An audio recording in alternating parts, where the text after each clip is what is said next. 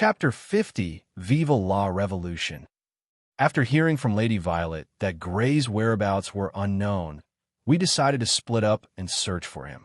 It's because it would be a problem if he were in some kind of trouble. Also, because I'm genuinely worried about him. I've told him to not follow strangers, but he might have followed a familiar person. He looks easy to deceive anyway. Mr. Bly and you, Azalea Academy student, did you kidnap Gray?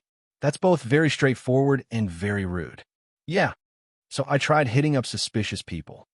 A female student wearing a black uniform for nobles was talking about Shotas with Mr. Bly. I don't seriously think that they kidnapped him, but they might have keenly reacted to Gray's existence and remembered where he went. I was joking about kidnapping, but we don't know where Gray went. I've been asking everybody about him, just in case. No, I don't remember seeing him. What about you, miss? No, I could tell within 100 radius if there aren't any obstacles, but my sensor isn't catching him. Yeah, there was no scent I could detect outside either. Exactly. He's a superb boy, so we would notice if he were outdoors. Gray aside, I'm worried whether these two are really okay. In other words, if Mr. Bly wasn't at the smithy back then, he'd be able to sense Gray's presence. And who in the world is this noble lady? CLO, didn't I tell you that for us, Shotas are something to be admired and not something to be plucked? I know that. I know that well. It would be better if their ways of adoration were non-problematic, but their words and actions are a big problem. That's why if anything happens to Gray, call us right away. We will not forgive anybody who wants to hinder his healthy growth. That naturally goes for me too, Lord Hartfield. I will use all my authority to eliminate everybody who causes him harm. Her face and the tone were serious. I can only pray that this passion won't turn into a desire to touch. But she reminds me of my younger sister in my previous life. She used to say that she only admired her OTP, one true pairing, and didn't actually want to be a part of it. Everybody has their ways of having fun, but maybe it's good that those people are of the same thought too. But it's not like I don't understand the feeling of wanting to gently guide those without knowledge only to tease them as they panic from their first sensation of pleasure. What did you say? Things turn tense. One side wants to watch over young boys grow up healthily, and the other side wants to encourage their growth and dye them into their own color. Whether those are mutually exclusive is something I don't know. Differences in viewpoints within people who have the same hobbies and tastes can sometimes even lead to war. My younger sister was generous, but there were still people who she used to clash with, so I understand. I was like that too. Looks like you need a revolution, miss. Okay, I'll play along all you want. Okay, time to run away. I simply thanked them and left. I don't think they heard me though. Another place he might have gone to is... After that, I tried checking places where Gray might have gone to. I searched the church, the inn, houses of the children close to him in age, Apricot's house, the academy students, but I couldn't find him anywhere. There was also a chance that I missed him, so I returned to the mansion once, but he wasn't there. At the entrance, there was a memo left by Lady Violet, so if Gray had seen it, I'm sure he would have left a note or stayed here. In other words, Gray hasn't come back. All that's left is... I started thinking about all possibilities.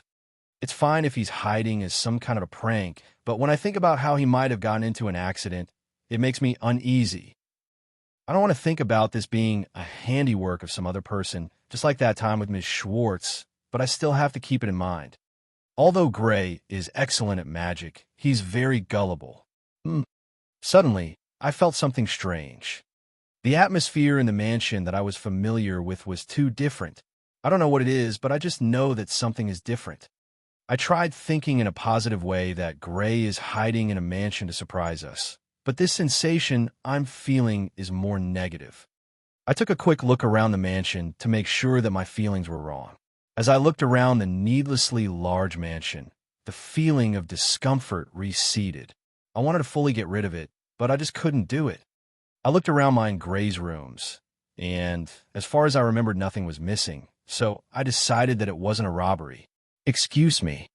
And lastly, I arrived in front of Lady Violet's room. I apologized and bowed slightly to the door.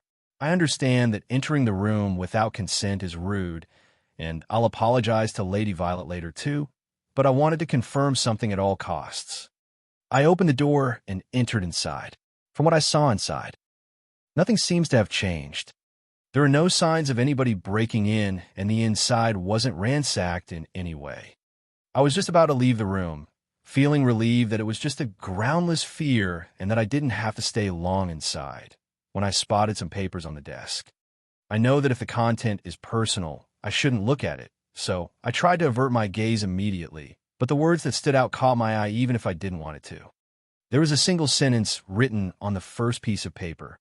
"You don't deserve happiness. Ah shit. Here we go again."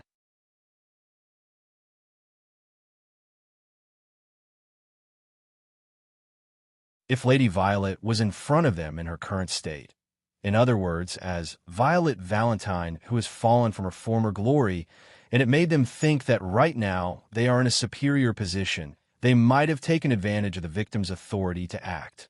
It's true that the students displayed hostility and malice when they saw Lady Violet. So, it's not strange for them to confront her.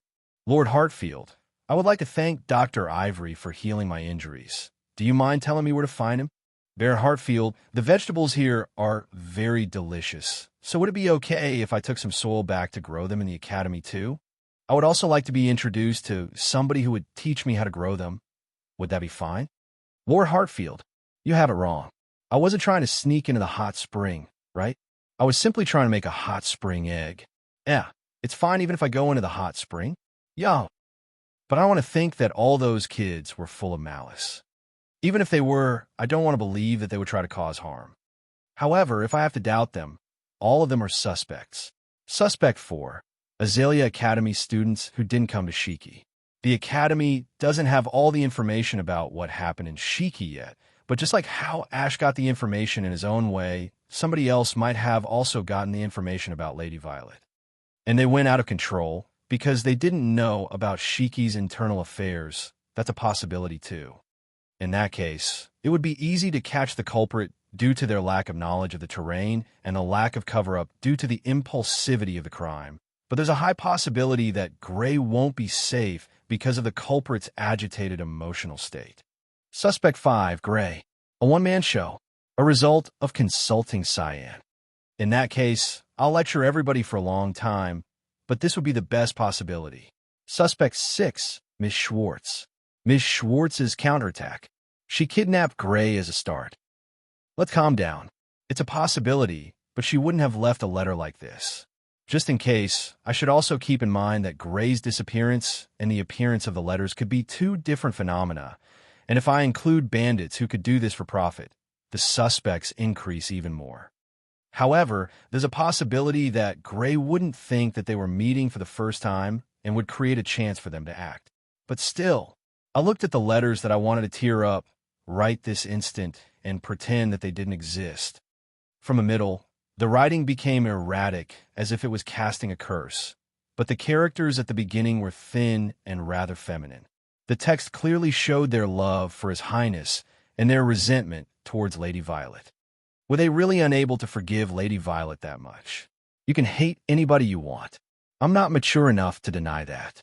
However, if you're going to lay your hands on my family, you better be prepared. If you're going to resent someone, don't complain if you get the same attitude back.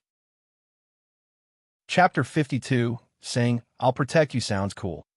Taking into account Gray's safety, it would behoove us to take immediate action, and I wish for nothing less. However, we're too in the dark to make any moves. Even if Gray was abducted, we have no way of knowing where he's being held, or what kind of methods were employed to abduct him unbeknownst to anyone. Narrowing down the options based on time is unfortunately something I can't do by myself because I have too little information. That said, I can't just pick anyone's brain as there are simply too many suspects. Cyan, the priest, Ivory, and the other residents of Shiki are people I can trust, but I have no way of telling who's under the perpetrator's surveillance. As long as there's danger involved, I should only consult with those that are somewhat capable of defending themselves, but most everyone capable of such a feat all stand out. What should I do? I should also have a talk with Lady Violet. She has a very strong sense of responsibility. At the same time, she also had a fragile side to her. Regardless of whether I talked to her now or later, Lady Violet's would be in shambles at the end of it. Gray is precious to me, but so is Lady Violet. Moreover, though innocent, if Gray were to learn that his abduction caused much mental anguish for Lady Violet, who he loves very much, I'm sure he'll be very upset.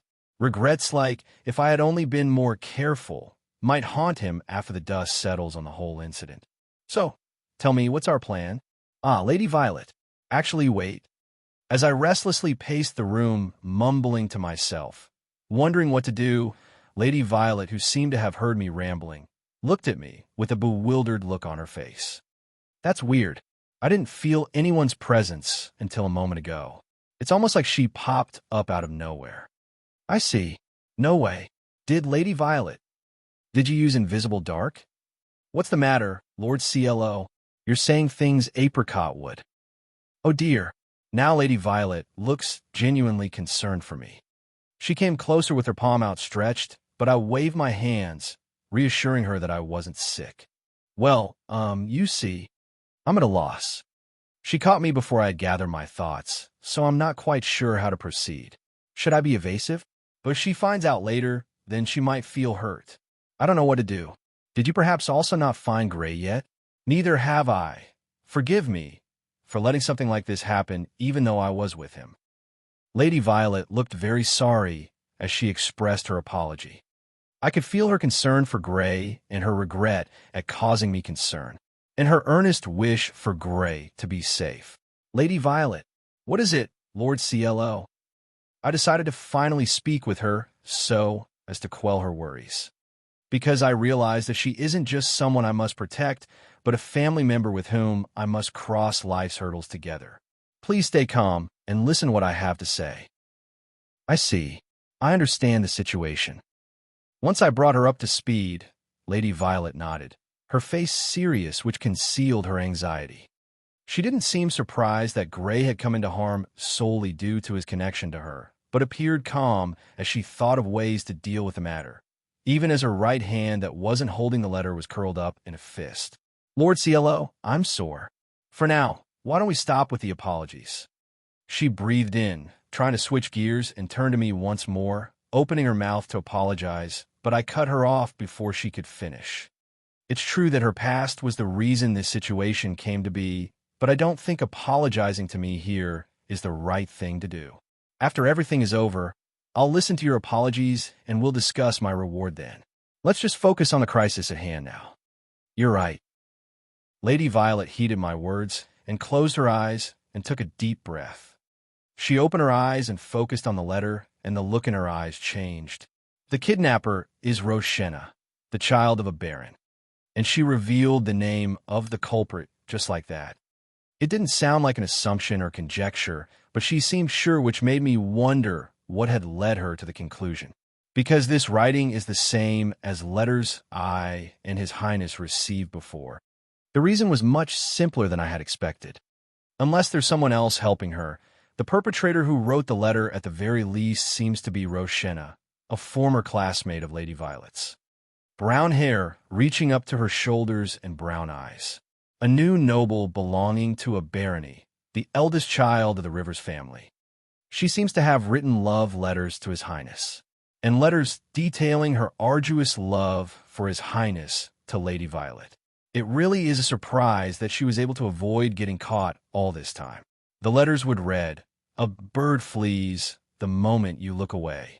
If it's only going to be taken from you, then it's better to imprison it in a cage, and to make sure the lovers stay together for eternity, I wish to destroy it with my own 2 hands. I don't wish to see someone so proud and noble break down." And so on. A Yandra, huh? Yandra. Or maybe she has mental health issues, but I know too little to make the distinction. Frankly, in either case, it would mean she's too in love that she can't even see the object of her affections anymore, is the impression I get. I have nothing but pity for anyone who likes people with qualities like hers. Come to think of it, the contents of the letters sound familiar. Even the name Roshenna sounds vaguely familiar now. To be honest, all I'm getting is a bad feeling. Anyway, what kind of girl is she? If her love language is killing, then we need to find her now. If this girl called Roshinna's love language is to destroy, or rather take a life, then Gray is in danger. If Roshinna is thinking that depriving her of a loved one would deter Lady Violet from loving, killing, again, then we must find her pronto. Well, Roshinna is a guy, and I don't think he resorts to murder. Say what? Hold on. His Highness received love letters from this person, right? Yeah, but Roshinna is also a guy, you say? Ah, he has a mix of elf, dwarf, and human genes. I see now. A guy sent love letters to his Highness and looked upon Lady Violet with envy. For real? Yes, for real. Why? I just remembered. Roshinna is a character that appears in that Otome game, Ring of Fire. He mostly appears in his Highness route, a guy with an elf's appearance and dwarf skills. And just like Ms. Schwartz, he plays the villain and has a few crazy fans in my previous world. He abducts the protagonist, Ms. Nephrite, but his Highness finds out where she's being held and rushes to apprehend the villainous heir. After losing to his Highness in combat, he cries the following words: "I regard it the highest honor to have seriously contended with you, who I love so dearly." Yippee! So exclaims the pervert. Even Shiki doesn't have a pervert like him. I see. He's that character. Haha.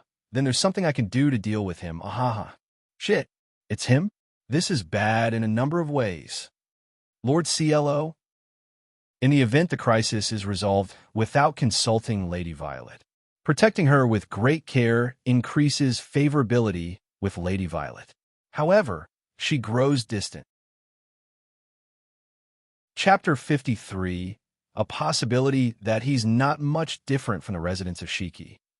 There's a reason why Ring of Fire, the abbreviation for the Otome game, when the Ring of Fire is lit, world is painted red, sounds so disturbing. Ring of Fire symbolized the sun.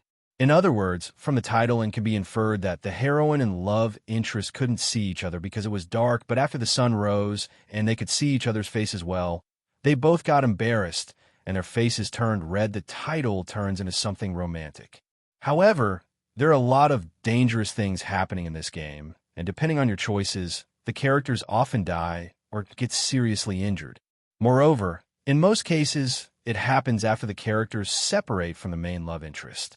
On the next day, they're discovered by the main leads, who came to pick them up, lying covered in blood, usually dead.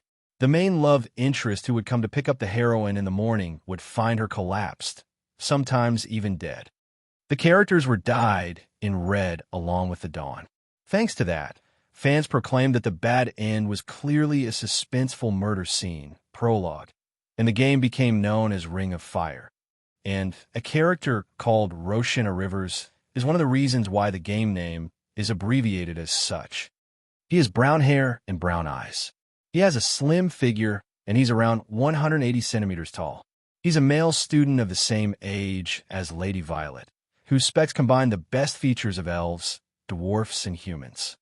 He's the only son of the Rivers family, which bought their title with money, and his usual countenance shows that he has a friendly personality and good looks, which makes him popular among the female students at the academy. However, in reality, he's a crazy Yander character who's madly in love with the main love interest, His Highness Vermilion.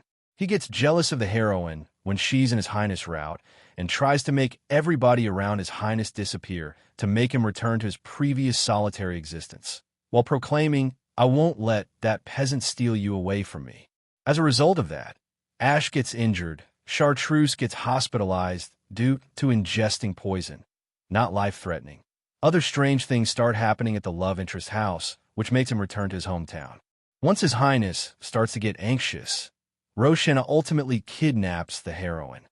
He doesn't kill her or harm her when he first confines her. The reason for that is, if he finds out that you're alive, I'll get to see that person panic. And if I help him find you, His Highness will be grateful to me. Ah, what bliss! I can feel the heat accumulate in my lower abdomen, because he has developed a perverted fetish. Moreover, not only does he want to hear words of gratitude from His Highness, he also wants to see His Highness' expression when he takes control of the heroine, so he tries to use mind control on her. In the end, Heroine finds the opportunity to escape, but she's caught and brought back to the room. Thinking that he must punish her, Roshina comes up with a brilliant idea to send parts of her body to His Highness and wonders about how he would react. Just as he gets close to the heroine to bring this plan in action, he's defeated by His Highness, who rushes over. Furthermore, it seems that there were some fans who liked the confined life and proclaimed that they wanted to be controlled. I'm sorry, I lost my composure. No, it's fine. But do you know Roshina, Lord CLO? Yes, well, to some extent. Anyway, this guy's a pain in the ass. He doesn't respond to money demands. He doesn't care if his family is in danger. There's no point in using his parents for negotiation. He will only negotiate for something that will be beneficial for His Highness. In other words, the only negotiation material we have is something that will bring out His Highness' emotions or make Roshina realize that his actions will not benefit His Highness. Moreover, in case of the latter, if we fail, he'll be furious. Ms. Schwartz was easy to understand because all I had to do was negotiate with her about money, the orphanage, or her client. But with this guy, even if I use the same words, he'll become a minefield if I don't follow the proper steps. If there's a single good thing, that would be. One thing we know for sure is that he has no intention of killing Gray. That's right. Roshina doesn't have the courage to kill somebody. It would be different if it was an accident or if he was cornered, but due to his personality, he's even unable to kill a monster that's trying to harm him. I don't know if I should call him kind-hearted or a coward. No, a kind-hearted person wouldn't have kidnapped Gray. But we can't let our guards down. While he doesn't have the courage to kill, he also thinks that anything is fine as long as he doesn't kill the other person. Yes, he also thinks that anything is fine as long as he doesn't kill the other person. There are times when he injures people under the guise of playing around. A small amount of malice that grows gradually may cross the line eventually. It's possible that it's happening right at this moment. What's more, the current situation is most likely the result of him discovering Lady Violet, who he considers to have harmed His Highness, and taking action.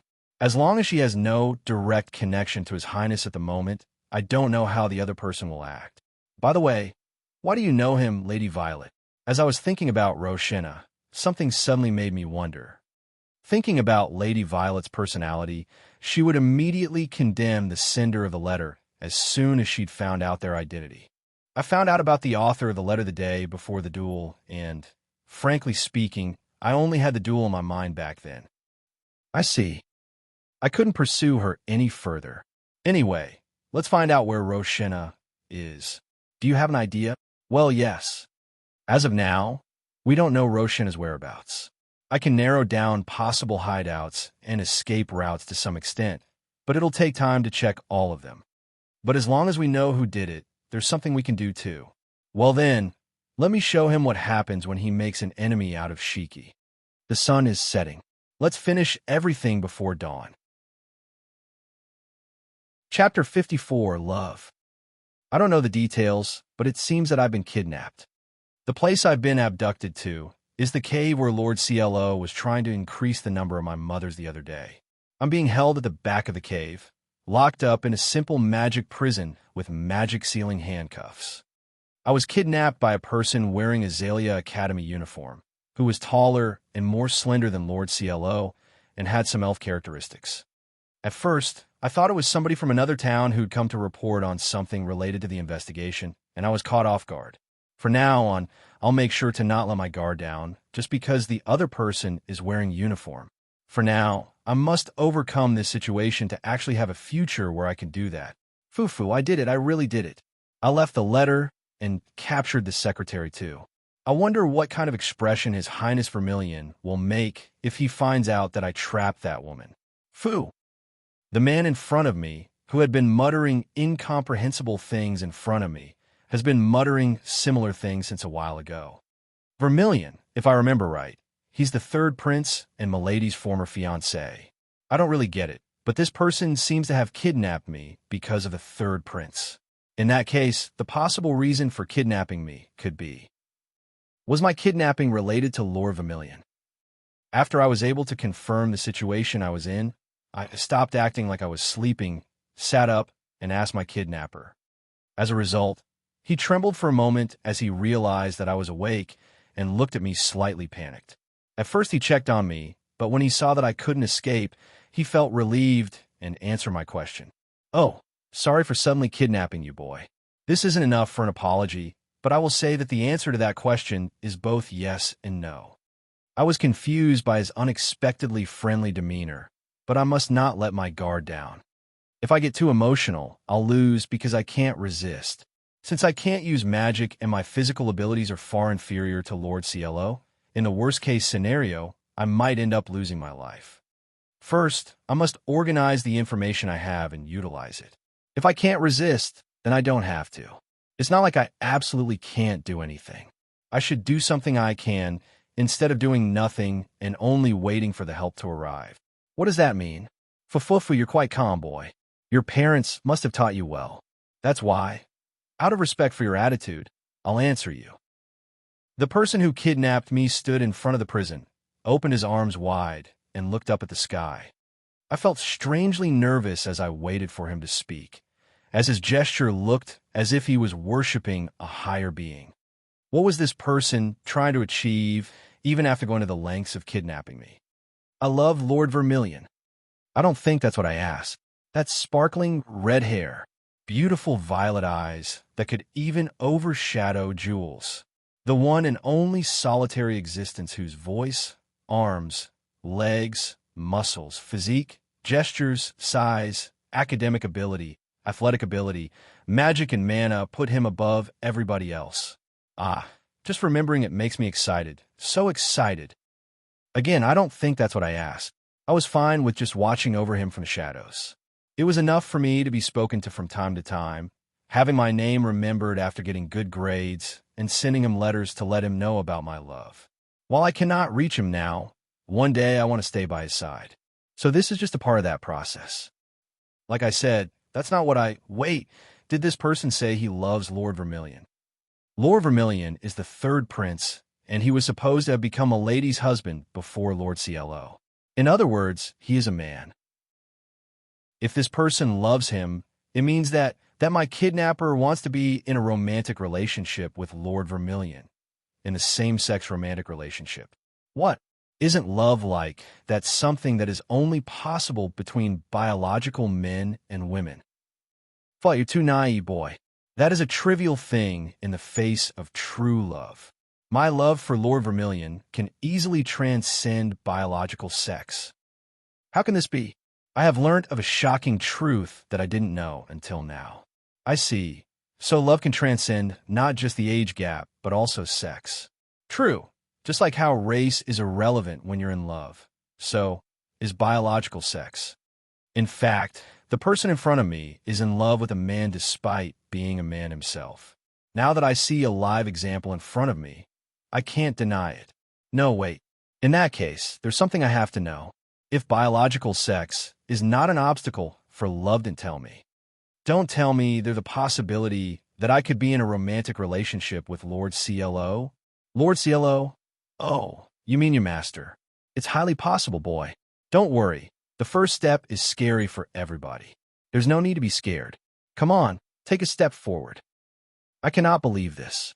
I thought that I just adored Lord CLO who saved me from that place and treated me as a child, but what I thought was familial love all this time turned out to be romantic love.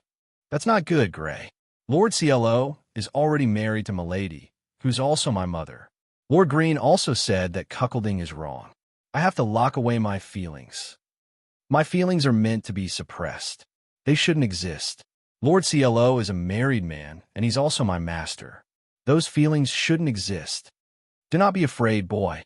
Social status means nothing in the face of true love. Let us walk together towards a never-ending love.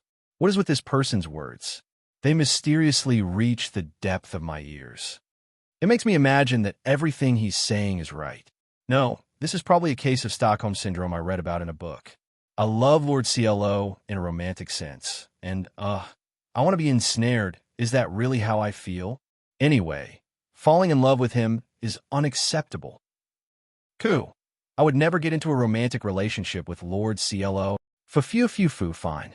Let's see how long your willpower can last. Chapter 55. That's how it is for me. I was somehow able to endure it. It was a close call, but I managed to endure it by reasoning with myself that my feelings of adoration were not a romantic love, but rather respect and familial love. It really was a close call. Oh, you managed to resist my voice? You're quite something, boy. My kidnapper, the person named Roshina, looked at me as if impressed. However, perhaps pulling me toward a strange path was just for fun, and it wasn't something he was fully invested in.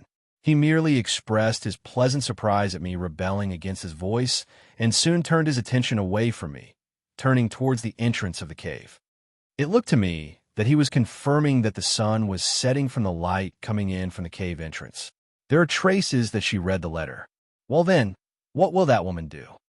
Roshina muttered quietly to nobody in particular. He murmured, "That woman," with disgust. Those words didn't sound like he hated all women just because he liked men, but rather like he abhorred the person in question instead. That woman most likely refers to the person who's the reason why I was kidnapped. She will take some kind of action due to me being kidnapped. In other words, this person has judged that I'm close to that woman. The only possible candidates I can think of are Lady Violet and Lady Apricot. There are other women who I'm close to, but from the fact that he's wearing an Azalea Academy uniform and that he called me his secretary earlier, the more likely candidate is... So you kidnapped me to degrade Lady Violet. As expected, Lady Violet had the highest possibility of being that woman. She's a good mother who I admire, but from the looks of the Azalea Academy students who've come to Shiki, even I can tell that they hate her. Is he one of those people who hate her? Yeah, that's right. That woman shouldn't be forgiven, and she has no right to be happy either. That's why I'm going to steal you away from her, boy. Roshina easily admitted it as a fact. Lady Violet has no so-called right to be happy. I am often dense, but I want to loudly deny his statement. It must be painful for you to serve that woman too, boy. That wicked woman is. Please do not insult my mother. It might have been better to stay quiet, but I didn't want to hear any more of Roshina's words. Before I came to my senses, I had talked in hopes of interrupting what he was saying. Mother? Yes, Lady Violet is my precious mother. That woman is your mother. Then, perhaps not expecting my words, Roshina looked at me, as if he didn't understand what I was talking about. Maybe he didn't know that I was her stepson and only thought of me as her secretary. In that case, it would mean that Roshina really kidnapped me impulsively. It infuriates me that he wanted to ruin her happiness on a mere whim. You must be barely over 10 years old, right, boy? And yet you're saying that you're that woman's child? Yes. We might not be blood related, but both Lord CLO and Lady Violet are my precious parents. Trying to understand my words, Roshina put his hand on his forehead and took a thinking gesture. Eventually he arrived at a single answer and turned towards me with a look of understanding and pity. I see. So you're the Lord's adopted son and a butler. Then you're even more pitiful. I'm sure you don't feel at ease having a mother like that either. No, while she may be clumsy, she's a wonderful, resolute person. Although both of them sometimes behave in ways that I don't understand, they're my precious parents who take good care of me. Boy, why are you objecting? Then I don't know what he thought of my words, but he asked quietly, I don't understand. It's obvious you'll suffer terribly if you protect that woman in this situation, right? Despite this, I don't understand why you object, even at the risk of being hurt. Roshina brought his face close to mine and asked me, as if he didn't understand the behavior of a child like me. His expression looked as if he had absolutely no idea why anybody would take Lady Violet's side. And the reason why I objected? It's simple. I would rather be hurt than listen quietly to my mother being insulted. That's all. Having the mother I respect be denied was more unbearable than being hurt physically. That was all. That woman isn't a worthy human like that. Then, Roshina raised his voice after hearing my words and got even closer to me. His voice, full of madness, echoed in the cave to an unbearable degree, evoking unpleasant feelings in me. That woman only exists to torment Lord Vermilion. Her very existence is evil. As if the little rationality he had left was keeping him from breaking the prison, he reached inside the prison and grabbed my cheeks. The expression on his face was dominated by a different kind of madness than before, letting me know that my words were unforgivable for him. That woman restrained him with words that tormented him, denied him, shackled him down under the guide on their childhood betrothal, intimidated those around him, went mad with jealousy, dragged the whole academy into it, and even lost the duel. For her to be accepted on this land on top of all this should be impossible, even though just her existence and her name itself is enough to torment Lord Vermilion. Don't screw around, don't screw around, don't screw around with me. Roshenna, who was speaking rapidly, wasn't talking to anybody in particular and seemed to only be thinking out loud. I don't know what, but even I, who's not educated enough, can understand that this person isn't qualified to say all this. Even if that's true for you, she's a good mother for me. That's why I'll say it. It might be tit for tat, but I have to say it. Even if she did something in the past that made the students of the academy hate her, it's true that the days I spent with Lady Violet are fun. Even if what this man thinks is true within him, this is what's true for me. I see. It seems you have been poisoned, boy. Even though it didn't have the same vigor as before, Roshenna's voice penetrated my ears to a frightening degree, encroaching them. It was as if the voice itself was imbued with mana and was trying to mix with the mana lurking inside me to create chaos. Now, forget her. You shouldn't leave that bitch even in the corner of your memories. I will remove the tumor called Violet from your mind. Listen to my voice. The voice echoed inside my brain. Mana, so vast that I wouldn't be able to tell if I weren't conscious of it, came inside me. Even if I try to deny him, his words are so alluring. They're trying to slip inside me like a drug. Don't come. Don't come. Don't come. Don't come. Don't come. Don't come. Don't come. Don't come. Don't come. If I let my guard down, I might lose something important to me. You're the tumor, Roshenna Rivers. Just as the mana I thought was about to disappear was on the verge of pouring inside me, a voice I've become used to hearing in my everyday life echoed in the cave. Rivers, I don't care what you gossip about me or how you insult me. But a dignified voice, a fearless bearing. Her hair is a little disheveled from rushing over, but her beautiful violet hair and powerful blue eyes are still the same. If you touch my son, you're dead. The woman, whose strength I admired, stood there. Chapter 56, Never Relinquish the Lead. Roshenna Rivers can use word magic. Explained CLO, while en route to the cave where Gray was believed to be held. I never heard of Rivers being able to use something like word magic. What even is word magic in the first place? Lord CLO, just what in the world is word magic? Simply put, think of it as the kind of magic that allows one to control things using words. Apparently, word magic is the process of imbuing mana in the words uttered, which makes the listener acknowledge them as truth.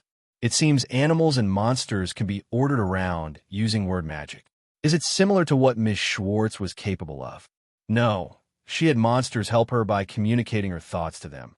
But please think of word magic as forcefully robbing someone of their own will. Still, only simple commands work. For example, commands like attack anyone who comes in or patrol the area and inform me if you spot someone corresponding to this particular characteristic. That said, even anything that possesses a certain level of intelligence like humans can be controlled as one wishes. However, it would take a great deal of time. If that were to happen to Gray, it would put him in a precarious situation.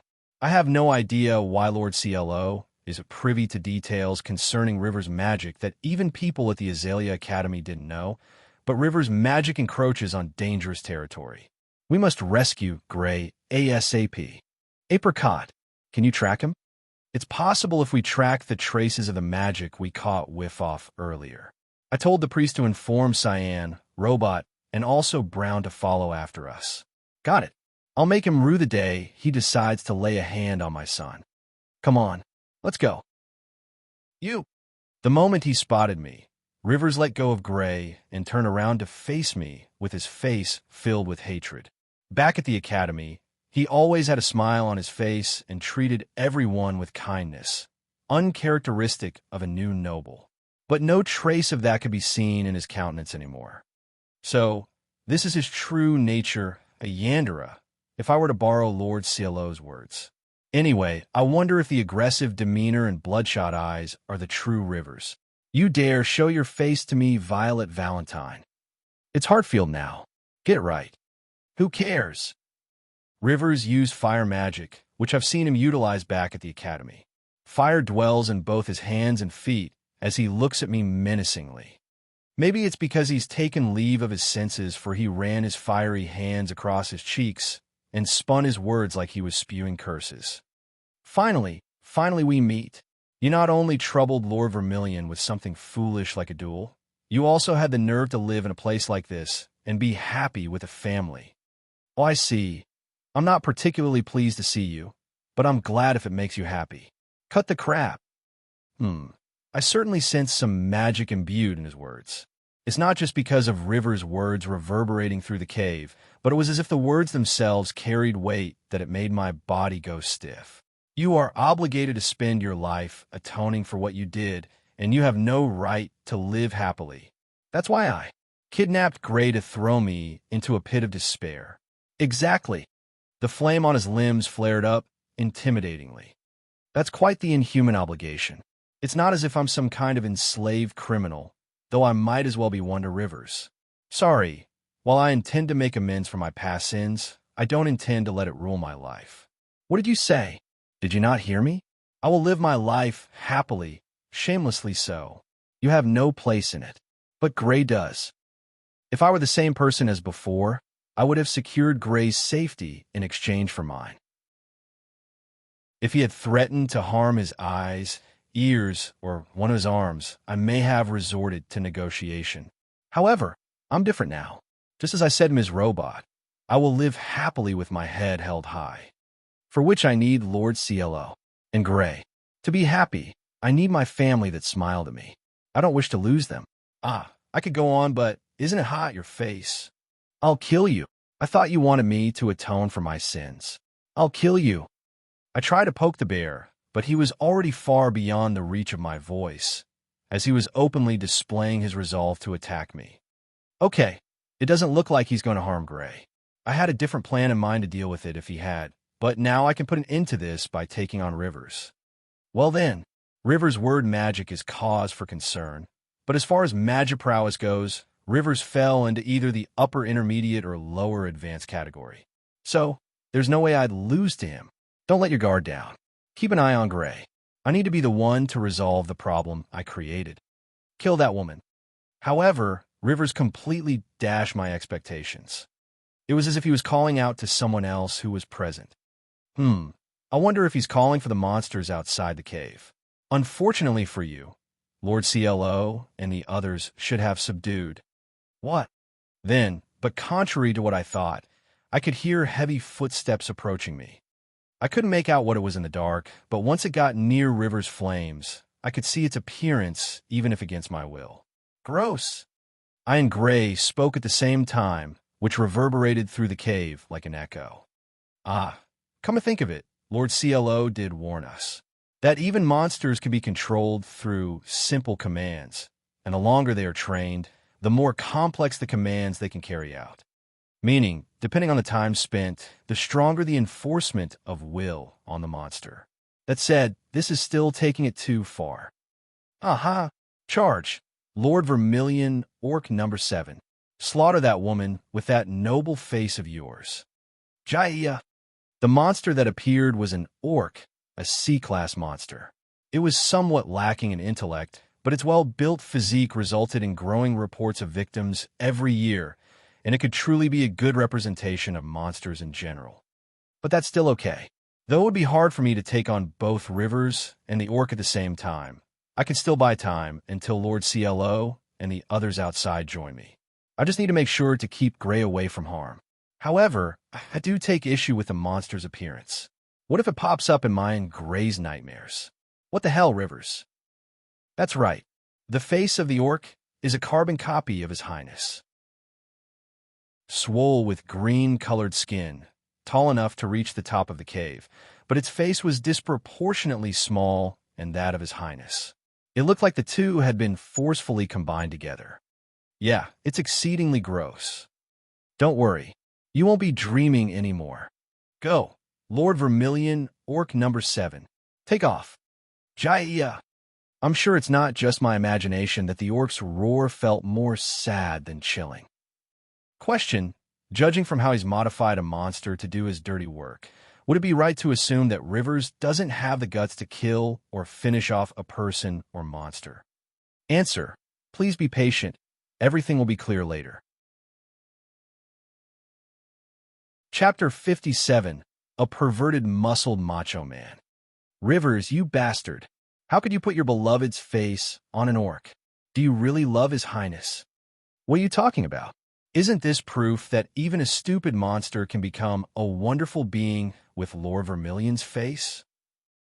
Ku, it's no use, this man is crazy. I thought I'd become used to strange people, but this is the first time I'm seeing someone crazy in this way. You don't seem to understand Lord Vermilion's worth. As I thought, you are not somebody who would be able to love Lord Vermilion. If that's your proof, I'm fine with not loving him. What? Is that really something Lord Vermilion's former fiancée should be saying? Shut up. Shit, this man is so annoying. My tone might be rougher than usual, but frankly speaking, I don't think it can be helped. Who could have imagined that I would be attacked by an orc with the face of His Highness, who I've loved for 10 years? The orc was freely wielding its strength inside this narrow cave, with His Highness' face. It approached me with a war cry, while with His Highness' face. When I attacked it, it looked pained, with His Highness' face. It did everything with His Highness' face. Ai. Do you hate me that much, Your Highness? Please calm down, Mother. That's not His Highness. That's not good. This situation is so incomprehensible that my brain decided to reject it, and I almost recognized this orc as His Highness. If not for Gray's voice, I was about to trip into a strange world. I'll give something sweet to him later as thanks. How wonderful. Like I thought, Lord Vermilion Orc N. 7 that I'm modified is the closest to the real Lord Vermilion's face. Its face when it's using force, its shouting face, even its face in agony, is exactly like Lord Vermilion. He's so noisy, I want to shut this man up, but I don't have a luxury to do so. I have a hard time fighting this orc, not only because of the location we are at, but also because of how strong it is. I don't know whether Rivers also modified its physical abilities with word magic, but it keeps throwing punches that would leave me severely injured if I get hit. In addition, Gray is also near Rivers, so it's hard to target just him, and if I use weaker magic, it'll be blocked by fire magic. However, I don't know if this is because of the orc's low intelligence, but it's easy to lure it out because it's simply attacking in the direction I'm in. Outbreak water, ice lighting, Jaya. Then, I froze its feet to slow its movement and gradually inflicted damage to it with the Tandrin tactics. It caused His Highness' face to distort, so it was hard to do, but I can't focus on that. I must defeat this orc, if only for Gray's sake. I'm sorry for being late, Lady Violet. Are you in Jawo? What's with this muscly pervert? As I was slowly chipping away at the orc's endurance, Lord CLO, who had been subjugating the brainwashed monsters outside, ran up to several meters behind me and looked shocked when he saw the orc. I'm sorry, Lord CLO, I couldn't do it alone. No, that's fine, but what is that? It's an orc that Rivers brainwashed with word magic and modified it to have His Highness' face. What kind of hellish modification is this? I don't want to know. Fair enough. Lord CLO knew about Rivers' magic for some reason, but this brainwashing and modification seemed to have been unexpected for him. He looked as if he was concerned about how to deal with it. The orc also forcefully moved its frozen feet and focused on the two of us as its targets. Phew, phew, phew, phew, phew, phew. So your husband, the Lord, is here too. Just bereft. Lord Vermilion, Orc number 7. Kill the man first to make her suffer. Jaya, it's coming. Lord CLO, be careful. Yesku, seeing His Highness scream like that is really unbearable. Also, your naming sense sucks. Lord CLO had probably never faced a monster like this. He was having a hard time landing a hit on the orc. However, while he wasn't landing any hits, he wasn't getting hit either, parrying the attacks with minimal movements instead of evading them widely. Thanks to this, the orc's body did not move much, so it was easy for me to aim my magic. However, we were one step short. The orc was rampaging and wielding all its strength in the narrow cave. So even if it was aiming at Lord CLO, the aftermath of the attack reached me too, and I wasn't able to cast high-tier magic.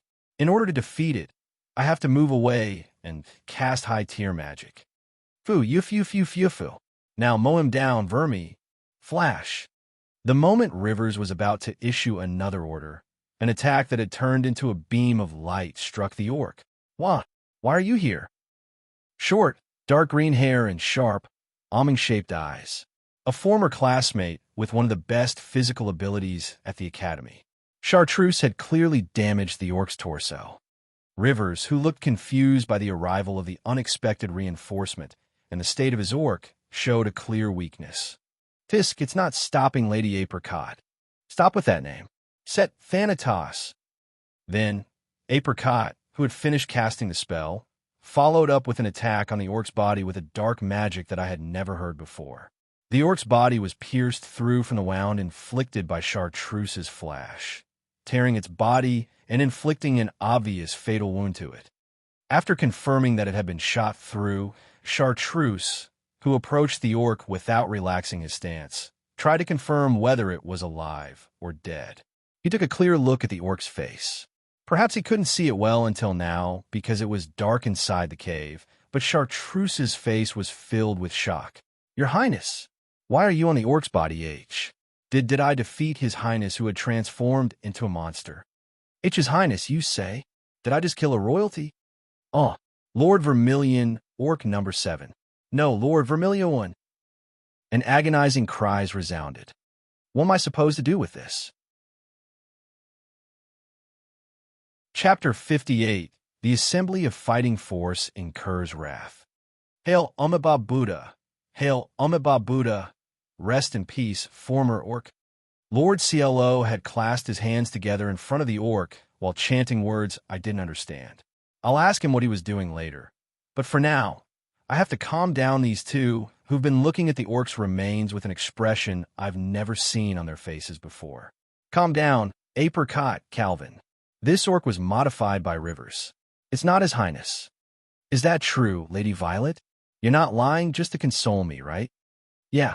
Rather, if it was actually His Highness, I would have gladly joined hands with you to put him out of his misery. Fu. Don't underestimate me, Valentine. Two have not fallen enough to need consolation from you. Don't stutter if that's what you actually think.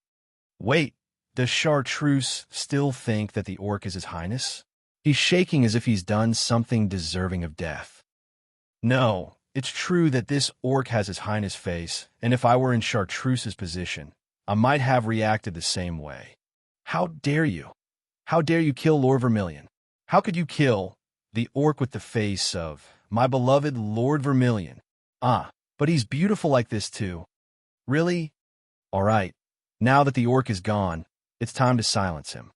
Chartreuse and Apricot, who rushed over to help us, are mentally unstable and can't be counted on as a fighting force. And Lord CLO is... How do you cast this word magic?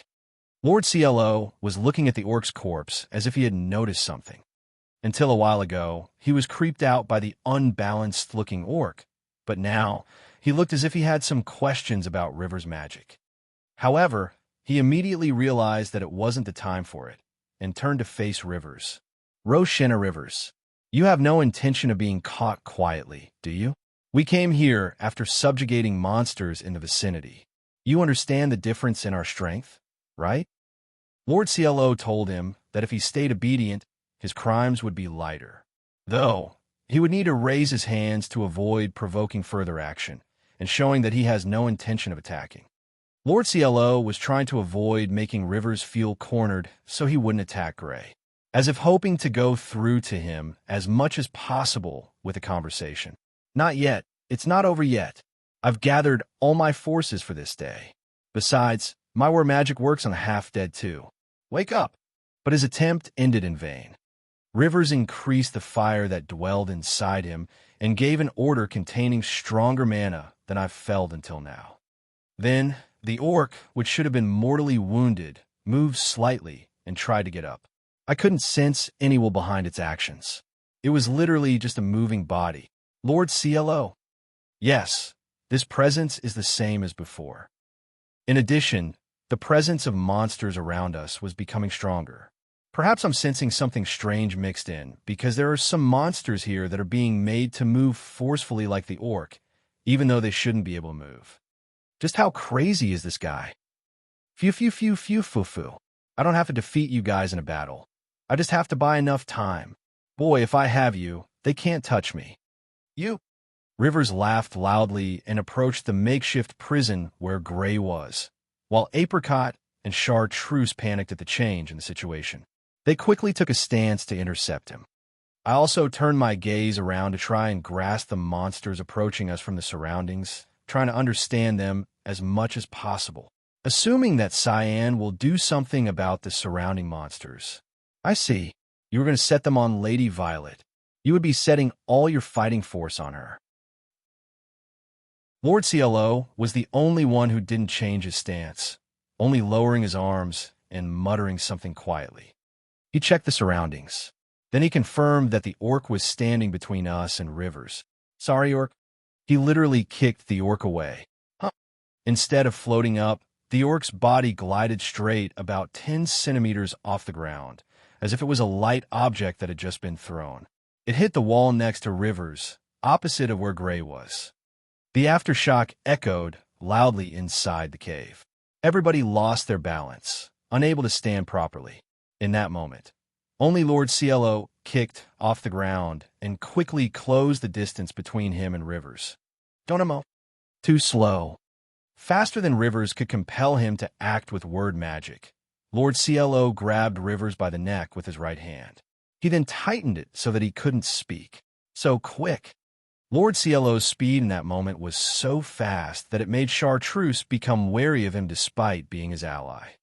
I knew that Lord CLO had excellent physical abilities, but I had never seen him this fast before.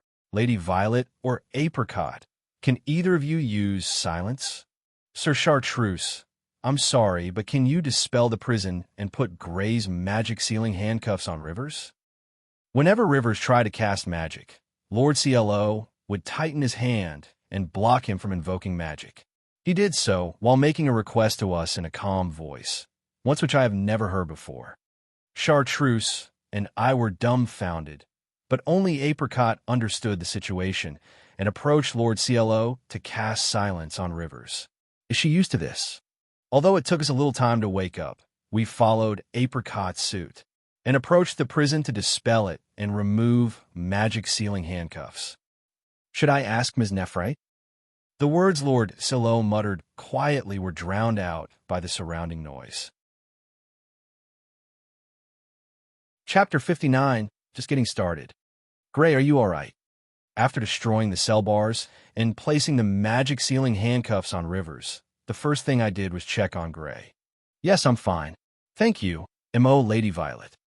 Perhaps Gray realized that Chartreuse was within earshot, for he swallowed the mother that almost escaped his lips and addressed me with propriety. Ignoring the fact that it saddened me, I was more concerned about Gray's condition. I checked if he had been brainwashed using word magic or had any other kind of magic cast on him. He did seem fine at a glance, but it would be a good idea to have the priest take a look at him later, just in case. The only other thing that worried me. Gray, did he do anything weird to you? For instance, did he ever look at you like Mr. Bly does? I don't think so, but I'm also not quite sure what you mean. Lady Violet, I understand where you're coming from, but please calm down. There's certainly a possibility that Rivers had untoward intentions. Gray may be androgynous, but he's cute. There's no telling if Rivers wouldn't have tried anything after locking him up and sealing his magic. All right, his clothes aren't in disarray, nor can I find any strange traces. Good.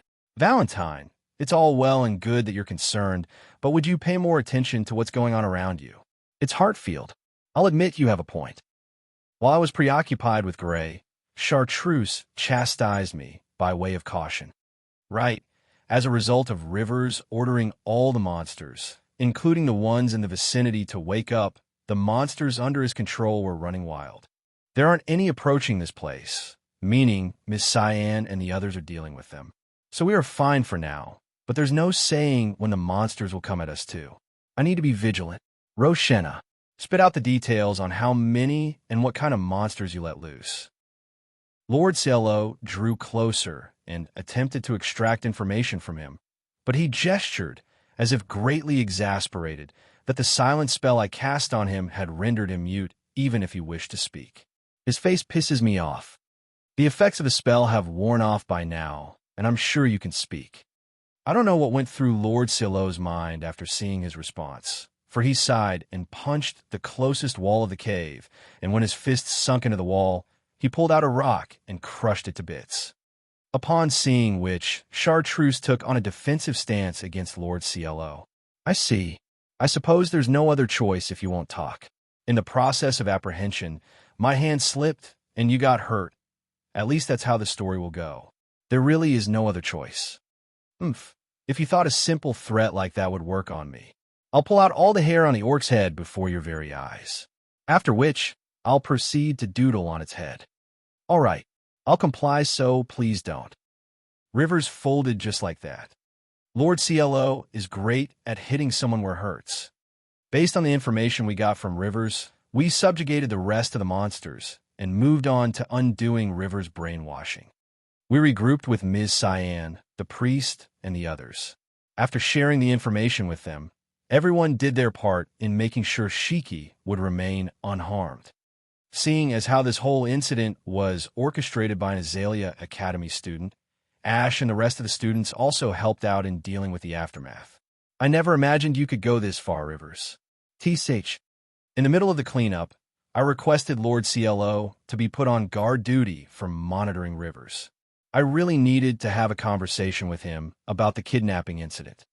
Though his magic is sealed and he is bound, Lord Cielo was still concerned for my safety. As such, he's standing watch from a distance. I don't understand why Lord Chartreuse and Lord Ash are helping a woman like her. I thought you were pining after His Highness Vermilion. Why? Are you trying to tell them they forgave her? Something doesn't add up? I don't get it. To be exact, they're only helping because of the problem he caused, but Rivers takes it as them helping me on behalf of His Highness. In other words, he equates opposing him, as he tries to throw me in a pit of despair, to them taking my side. I had no idea he was this kind of guy back when we were in the academy, but I wonder if loving someone means that you could lose your mind like this. I don't expect you, Austin or Calvin, to forgive me anytime soon. I will atone for my wrongdoings, and I'll have you do so for yours, Rivers. I'm not trying to sweep everything under the rug like it never happened, as I said earlier. I don't expect His Highness or her to forgive me. And even if they did, society certainly wouldn't. Nor will my parents. Let me ask you one last thing, Valentine. It's Hartfield, what is it? I wonder what Rivers felt upon hearing me, for he stopped mumbling the same word under his breath, and his expression and tone reverted to that of his from back when we were in the academy, as he asked me a question. Is that man supposed to be your rebound after High Highness Vermilion? That's an awful way of putting it. Answer me. Are you clinging on to him because he accepted you? That only makes it sound like I'm going where the wind takes me. Maybe he's not wrong. Be that as it may, I went through the same thing with Ash. Is it so hard to understand? The answer is simple.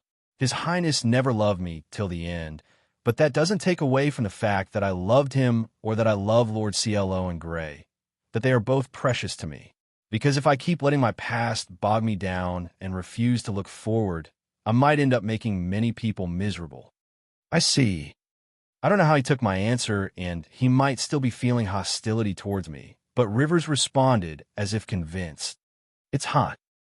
Some distance away, Lord Cielo was tugging at his shirt in an attempt to fan himself. Did all the physical activity raise his body temperature? I wonder if I should prepare a refreshing meal for him later. Making a mental note to do just that, I switched to thinking about what to do going forward. Starting with Gray, I ended up inconveniencing a lot of people this time. And I can't guarantee it won't happen again. People with a grudge against me, or ones that act thinking it was to the benefit of His Highness, could pop up anytime. I would end up making trouble for many people like that matter with a report that was delivered just before Gray disappeared. To make things better, even a little, I need to come up with a plan. What? No, please wait a second. You can't just walk up right now, not yet. But I'm worried, hurt or something. And as I stood watch over Rivers, thinking what to do from this point forward, I heard Lord Cielo talking with someone. Judging from the voice, it sounded like one of the female students, but even when I looked in his direction, I couldn't make her out as the wall of the cave cast a shadow on Lord Cielo. No, that is a familiar voice from my days in the academy. There's no way I could forget it. Oh, hang on. There you are, Violet. Are you okay? A young girl evaded Lord Cielo, slipped past him, and ran up, calling out to me. A girl with long, blonde hair with a red tinge and distinctive, almost transparent eyes. Someone I talked with a lot in Azalea Academy. A commoner classmate I knew all too well ran up to me with her face full of concern. She is... Chapter 60. She is the one and only. Creamhild. The person who came running towards me was a commoner classmate with reddish-golden hair and characteristic near-transparent eyes, who treated everyone cheerfully and had many things that I lacked. It was Creamhild, whom I tried to distance myself from and warned many times to not act familiar with me. However, she still kept talking to me and being friendly despite the matter with His Highness and all other classmates drifting away from me. Oh, I see. So she also came to Shiki for the investigation. Things got rough at that time, but this girl's smile is as dazzling as ever, and she possesses something that I don't have. I'm jealous of her now, but I'm not envious. It's been a while, Creamhild. Have you been in good health? Yeah, I'm fine. I greeted Creamhild with a smile that was often on my face ever since I came to Shiki. My smile is probably awkward, but someday I want to interact with people with a natural smile like Lord Cielo and Creamhild, although her smile also tends to be awkward at times. I'm glad that you look fine too, Vi. I was worried, because you suddenly disappeared from the academy while I went back home. Besides, there was also a kidnapping, and I heard from Ash that you marched into the kidnapper's place alone. GHH, I'm sorry about leaving the academy. I didn't have much time at that time. Were you that worried about me? Of course. If my friend disappeared, I'd feel lonely and worried. I see, thank you. This girl is really dazzling and kind. She could do her best for others, and she even calls somebody like me her friend. I'm sure that if she hadn't gone back home when I was dueling that woman, she'd have stood by my side regardless of our positions, though. The way I was back then, I might have rejected her even if she had proclaimed herself as my ally. Besides, didn't I tell you that Roshenna was dangerous? There was something suspicious about the way he was looking at His Highness Vermilion. Creamhild said while glancing at Rivers. Now that I think about it, I was able to determine the sender of the letter because Creamhild said that he was suspicious. There's something lustful in his gaze, is what she said, but at that time I couldn't bring myself to believe her. You said that the way I looked at Lord Vermilion was suspicious. Don't be stupid. I've only been looking at him with pure envy.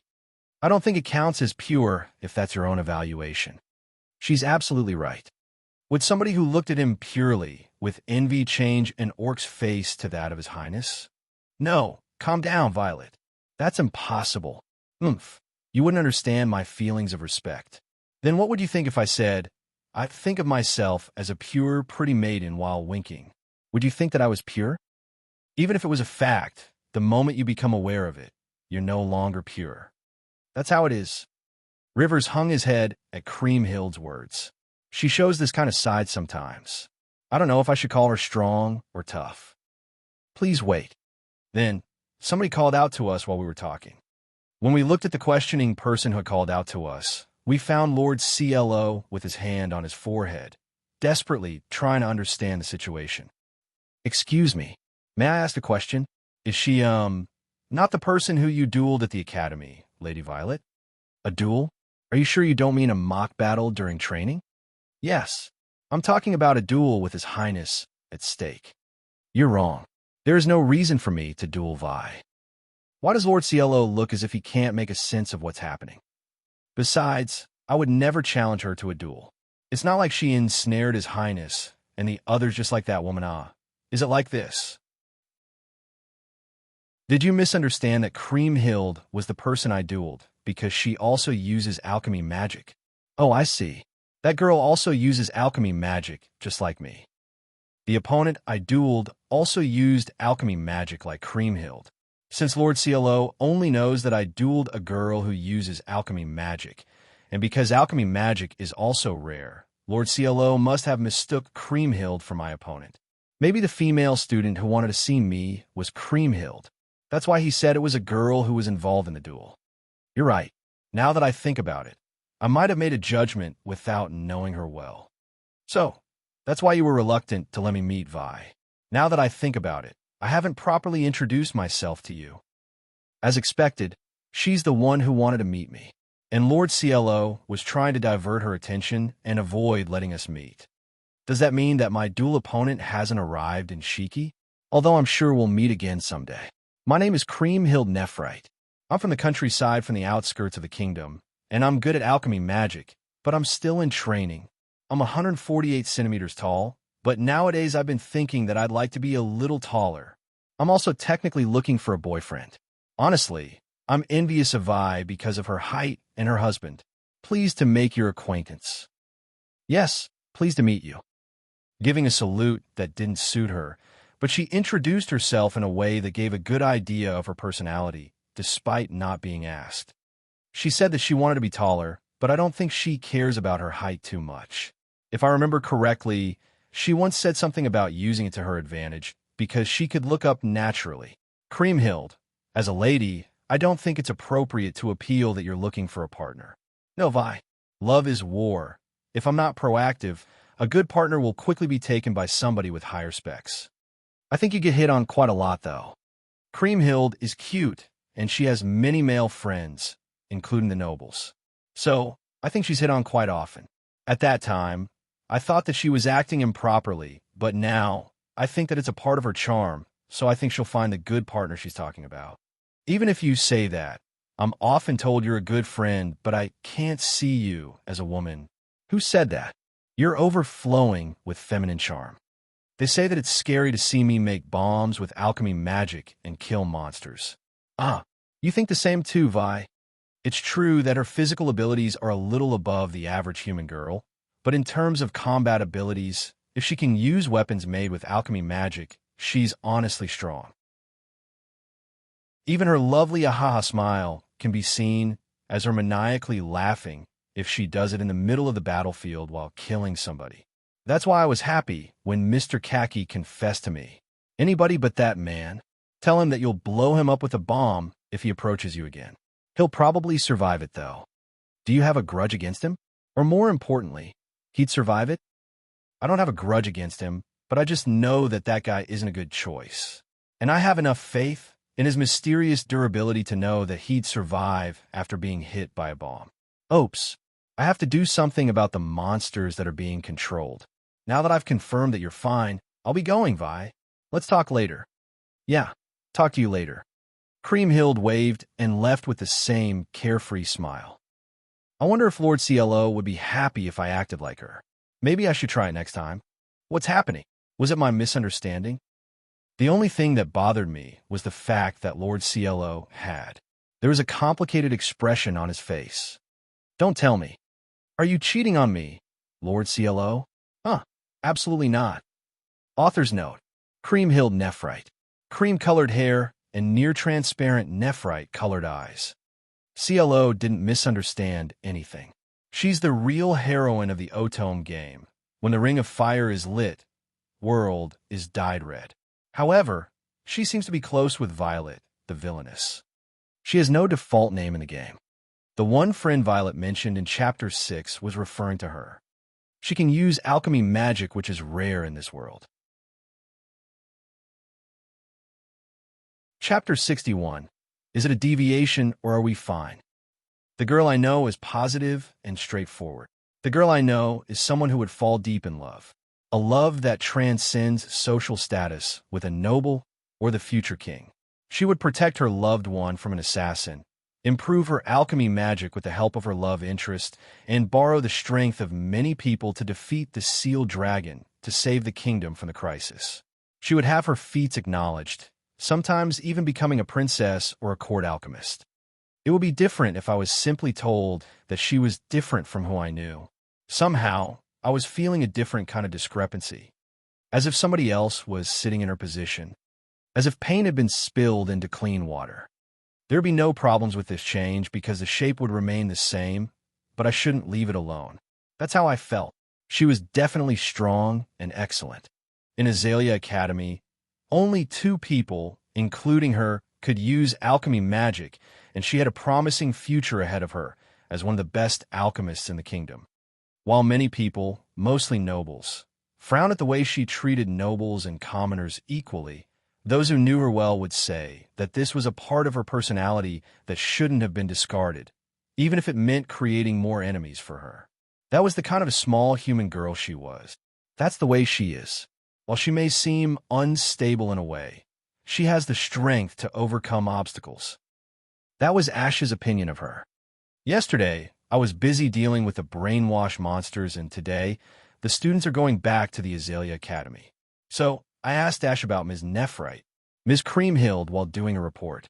When I asked him about how she behaved at the academy, I got the aforementioned answer, but it seems that Ms. Creamhill, His Highness Chartreuse, and Ash seem to only interact with each other because they're classmates. They all naturally attract attention, but they don't seem to be very close. The reason I think so is because most of his evaluation was accompanied with "from what I've heard," and when I asked him if she was close to His Highness and him, he gave me a strange look and told me that she was most likely closer to Lady Violet. It's possible that he's just not telling me the whole truth, but he assured me, as His Highness valet, she wasn't close to him, though it could be just to avoid spreading strange rumors. Still, he looked as if he truly didn't understand why I would think so. Sir Ash, I apologize for inconveniencing you regarding this matter.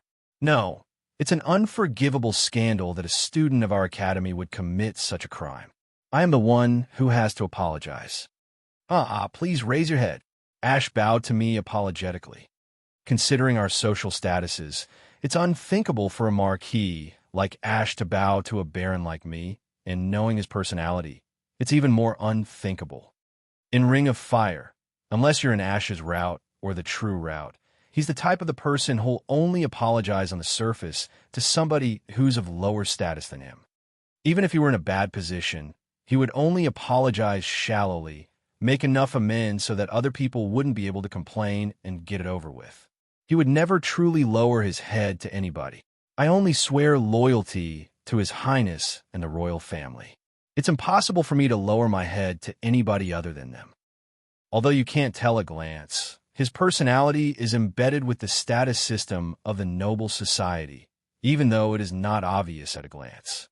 When the player enters his route, he begins to change his mind about the difference in status. As a graduate myself, I would be troubled if bad rumors spread about Azalea Academy, so I don't mind keeping things a secret. However, I would like for Roshina Rivers to atone for his crimes. Please rest assured, my family will take full responsibility to punish this unforgivable crime. We will teach him that his actions, which he claimed came from his love for His Highness, were nothing but an illusion, whether he likes it or not. Oh yeah, this is the Ash I know. Due to his pride as a noble, he will not overlook the misconduct of other nobles.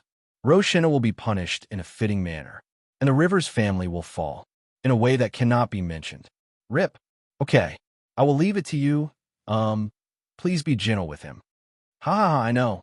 I see, Yes, please leave it to me. Ash's laughter was scary enough to make me worry instead.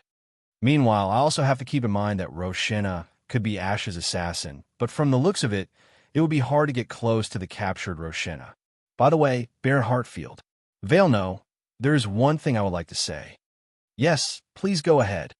Ash said that he was going to check on the captured Roshina and make a final check before returning to the academy, but before cutting off the conversation and leaving, he decided to say something else, as if he'd just remembered it. It's probably about Lady Violet. He might have been undecided the other day, but I'm sure that hates Lady Violet. I wonder if he's going to tell me to be careful, like Chartreuse. Please take good care of your wife. I pray that you two will live happy lives. Or not. Words that came out of Ash's mouth were completely different from what I had imagined. Is anything wrong? No, I'm sorry. With all due respect, I was sure you hated Lady Violet, Sir Ash. Your words were so unexpected. I was taken aback. Yes, I haven't forgiven her for what she has done, and I would never take her side. However, in response to my brutally honest words, Ash gave me a gentle smile, unlike his scary smile from before, and replied, I'm not such a bad person that I would deny a woman's happiness. Who do I want to protect with this sword? Oh, that person hasn't come to Shiki, but she's a wonderful girl. I'm going to hone my skills, so I won't lose to Ash and His Highness. Those were Chartreuse's words.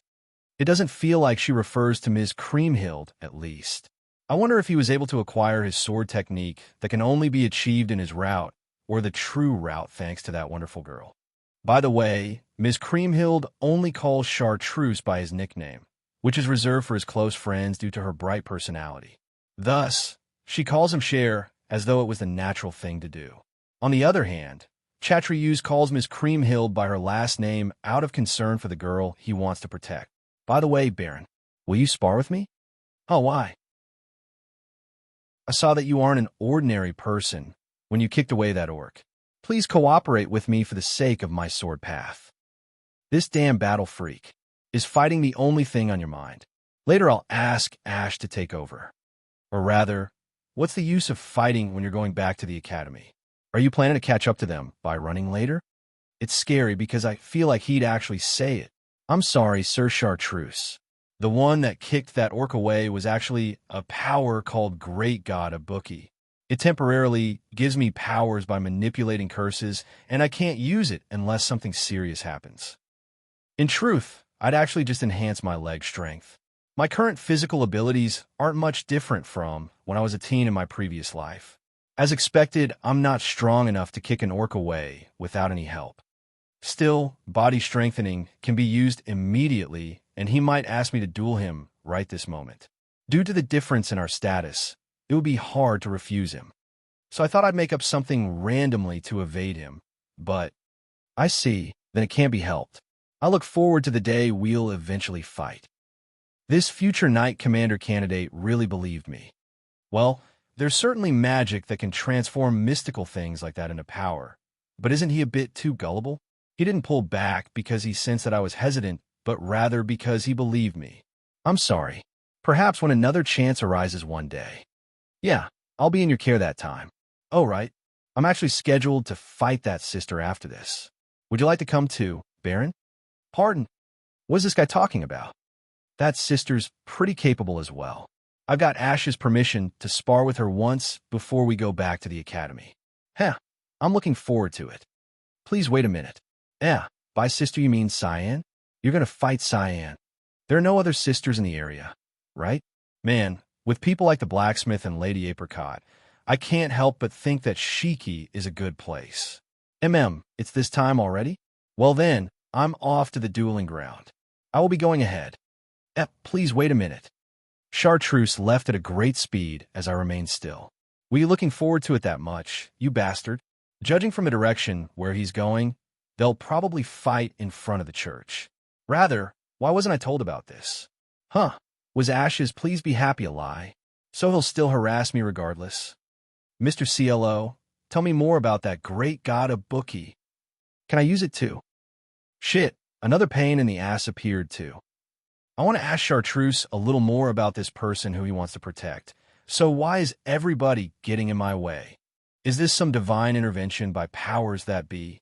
Are they telling me that I have no right to know about the game scenario? Author's note. He's wrong. Chapter 62, Arising Emotions. Two kinds of protagonists could be found in light novels. The kind with little to no personality, thereby making it easier for players to insert themselves into the story. The kind with an overbearing personality, coupled with a storyline between the protagonist and their love interest that players can enjoy. As my sister would say, the two kind can be distinguished as experience it yourself or revere the characters. In the Ring of Fire, the protagonist belongs to the latter category. If the protagonist had no personality, the event pictures would end up with the protagonist wearing a blank expression. Instead, all event pictures had proper expressions, and the choices were also very quirky. The actions and words of the protagonist's personality charms the love interests and their fates intertwined. At a certain stage, the protagonist would even duel with High Highness Vermilion, despite being allies, saying, "I respect you. I'm not your inferior. I wish to be your equal and walk alongside you, which is why I'm giving it all I got." Uttering cool lines like that, the protagonist would try to throw a punch at some instances. If such a character was labeled as having no personality, then the majority of protagonists would end up being bland. Though there are hard times, there are fun times as well. Living in Shiki is not too bad. I see. Home is where you make it, as they say.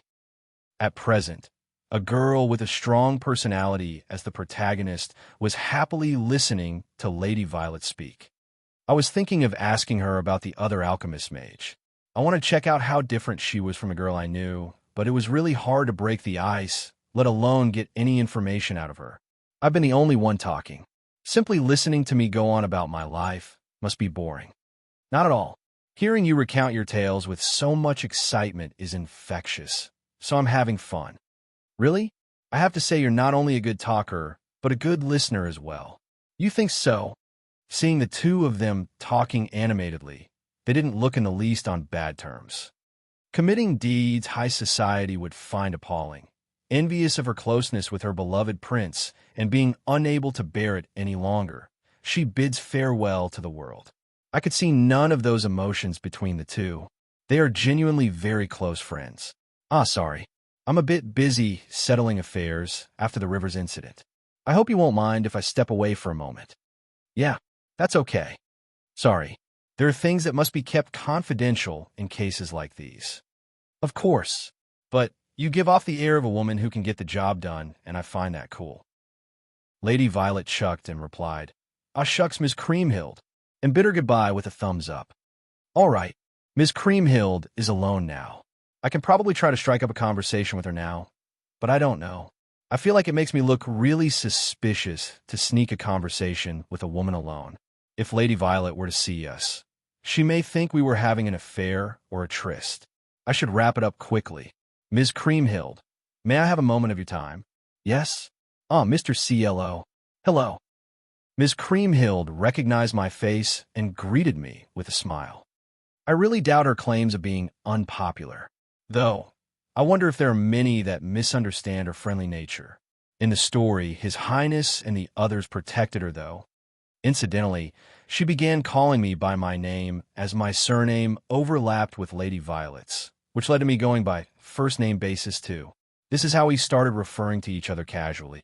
Let me thank you once again for being such good friends with my wife. I couldn't be more happy that my wife had such a good friend by her side in the academy. Not at all. I'm the one who should be grateful that a duke's daughter made friends with a commoner like me. Is something wrong? What's with the incomprehensible expression you're making while looking at me? It's nothing. I was simply touched that Lady Violet had a friend of her age. Please continue to be friends with her. Of course, that's the plan. But is that really so touching? I was of the impression that she'd had no friends at the academy. I'm guessing Lady Violet back then didn't have the most pleasant of personalities. Besides His Highness, I suppose she was on speaking terms with Ash and Chartreuse too, but that's probably as far as their relationship went. But she was always surrounded by many students, you know. This is just my guess, but if I were to give them a name, it would be followers. Aha! Miss Creamhild couldn't disagree, so she just laughed drily. Yeah, that's why I'm touched. There's certainly a lot of things I don't know, like the identity of her dual partner, but I'm happy to stand corrected in regards to her having had someone she could call a friend at the academy. At the risk of offending you, do you mind if you ask you something? No problem. Go ahead. At my approval, Miss Creamhild looked as if my face had sparked a memory in her and asked, subdued, "Have you been taking advantage of the fact that Violet is innocent to teach her something perverted?" "I haven't. I have to give it to her for being gutsy enough to ask a noble something like that, even if I'm only a noble in name." In the game Ring of Fire, it's true that there was one ending where they hinted at Lady Violet's suffering at the hands of a pervert, but I want to clarify that I haven't done anything of the sort. Forgive me. Violet is innocent, and she can also be clumsy, so I was worried that she might be pulled into doing something weird. So even Ms. Creamhild had the same opinion of her. It's quite all right. It's only natural that you're concerned. I'm aware that I don't have a stellar reputation, and if my friend married such a man, anyone would be worried. If we're talking about the capital, then I'm sure there's more than one unsavory rumor circulating about me. Well, not like I can say my reputation here is that solid either. When anyone learns that their friend had left for a place like that, of course they'd be worried. So I'd be glad if the conversation she had earlier had quelled her worries even just a little. Well, I'm worried that the next time I meet Violet, she'll be wearing a cloak and laughing out loud, or get excited at the sight of a wound, or ingest poison of her own volition, or have a mechanical body like Robot. Why are you looking away? Shit, I find it hard to deny any of that. I'm frustrated that settling into Shiki means that you become perverted in one way or another. Perhaps that's being a pervert means. Surely not. Ahaha. But I'm glad that she appears happy. Please continue to treat her well. Saying so, Miss Creamhild smiled as she wished us happiness. Her eyes that were looking up due to the difference in our height and her smile that lit up her whole face had quite the charm. But I don't know why. For some reason, I felt a sense of déjà vu, or rather that something was off with her smile. A smile that made me wonder if she really did normally smile that way. However, it was just a smile after all. I think everything looks suspicious only because I doubted her before. Oh, right. Mr. CLO, I thought you needed something from me. Oof. I wonder if she found it fishy that I went out of my way to come here to talk to her, for she had a curious look on her face. I cleared my throat, and after checking that no one was within earshot, I asked Miss Creamhild, at a volume only she could hear, about the duel, or rather, about the opponent of the duel that I didn't know of. About the person Lady Violet dueled against. I'm sure you'd agree it's a little awkward to ask about that to the people directly involved. Miss Creamhild nodded, folded her arms, looking convinced. After a brief struggle to find the right words, she unfolded her arms and spoke about that girl. She was also a pupil of my master and learned alchemy magic from him. She's also well-versed in other types of magic, with both her physical abilities and alchemy magic being second to none. She's very beautiful and popular at the academy. Should I say I knew it? After all, this information makes it certain that something was amiss. The reason there are only a few alchemy mages is because you need the specific talent for it, and also since it is almost obsolete, there are very few left with the knowledge to teach anyone. In our kingdom, there is no one who professionally practices alchemy magic. Moreover, Ms. Creamhild's master has a difficult personality and rarely takes in a disciple, and even she was only taught the basics in her childhood. Even taking a pupil was supposed to be unusual for him. After all, her master was described to be eccentric, and she was described as his only disciple. But if that girl really was taught by the same master, then is this world simply only similar to the game Ring of Fire? After all, the same events may not necessarily repeat. Or, by the way, is that girl good friends with His Highness Vermilion, Lord Ash, Lord Chartreuse, and even the son of the Forsyths? Yes, she is indeed close with all the people you just mentioned. I see. The Forsyth in question is called Eccles Forsyth, the eldest son of the Count Forsyth, and also one of the love interests in the game Ring of Fire. All the people I mentioned are prominent figures at the academy, and if that girl is really so remarkable, then it should be no surprise that they would have crossed paths. All I've heard is stories about her. I don't know anything for certain, but her actions, or rather, her circumstances, are suspicious no matter how I look at them.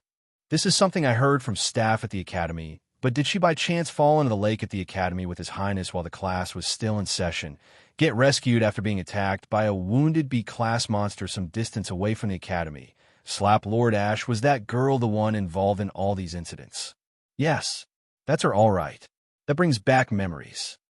Perhaps that girl is the same as me, a reincarnator. Examples of choices when the protagonist has a strong personality. 3 choices. Fight. Sneak into his bedroom. Sneak into his bath. Chapter 63, That's Why. If you try to do harm. Is Lady Violet's dual opponent a reincarnator? I don't know how to express this, but I feel like the girl who's good friend with His Highness and his group is acting with full knowledge of their backgrounds and the consequences of her actions. It is as if she's only acting for her benefit and taking advantage of her surroundings. Of course, this might not entirely be true, so it's better to keep the words of the third party only as a reference. As long as the words of the third party are subjective, they can't convey the truth as it is. Is something wrong, Mr. CLO? No, it's nothing. Thank you for letting me know, Ms. Creamhild. I'll have to keep in mind the possibility that she's a reincarnator if we ever have a chance to meet or if she tries to harm us, but there's no need to think about it too hard right now. Also, I thought Ms. Creamhild was the heroine, but there's a chance that the girl in question is the heroine instead. If I remember right, the heroine didn't have a default name anyway. I'm younger than you and also a commoner, so would you please stop with the polite tone? Being a commoner aside, you are our guest. We must be sensible about that. What's wrong? Well, the nobles I know are not so soft-spoken with the commoners, even if they are guests. I was just thinking that it's a bit unexpected. Oh, I'm sorry. It was rude of me. I don't mind. It's true that many nobles are like that, so I don't mind being told that I'm different from them. It's just that in my previous life, I lived alone with my sister in a one-room apartment, and as somebody who's a commoner by nature, the way of the noble society doesn't suit me. Well, it's not like I'm very good at polite talk either. I just find it easier to talk with honorifics, even if I'm not that good at it, because it's less offensive. Speaking of which, how should I decide the timing of when to start getting on more casual terms with Lady Violet? I've been keeping up polite language with her for some reason, but it might be better to speak more frankly with her. Oh, now that I think about it, I forgot to ask this. By the way, what's that girl's name? When I try to ask that girl's name at the end. You two get along well. Lady Violet appeared, staring at us. For some reason, I felt prickling thorns in her words. I'm not going to ask her why she's looking at us like that. Yeah, from her perspective, it looks like her husband is having a secret conversation with her classmate. It's not surprising for her to be suspicious. No, don't mind me. Creamhild is a charming girl. It's no wonder that you would be attracted to her, Lord CLO. I will admit that she's a charming girl, but please rest assured that I'm not cheating on you. I've heard that the second prince is also a loving person. He's a so-called giver. His Highness also preferred another rug. Why would you open up your own old wounds? If I get nervous here, I'll seem even more suspicious, and it's not like I'm cheating in the first place, so there's no need to panic. I already have my hands and heart full of happiness from having one family. Also, it's not allowed for people to have concubines when they have wives unless they're royalty, and I don't want to have them either. Besides, it reminds me of my mother from previous life.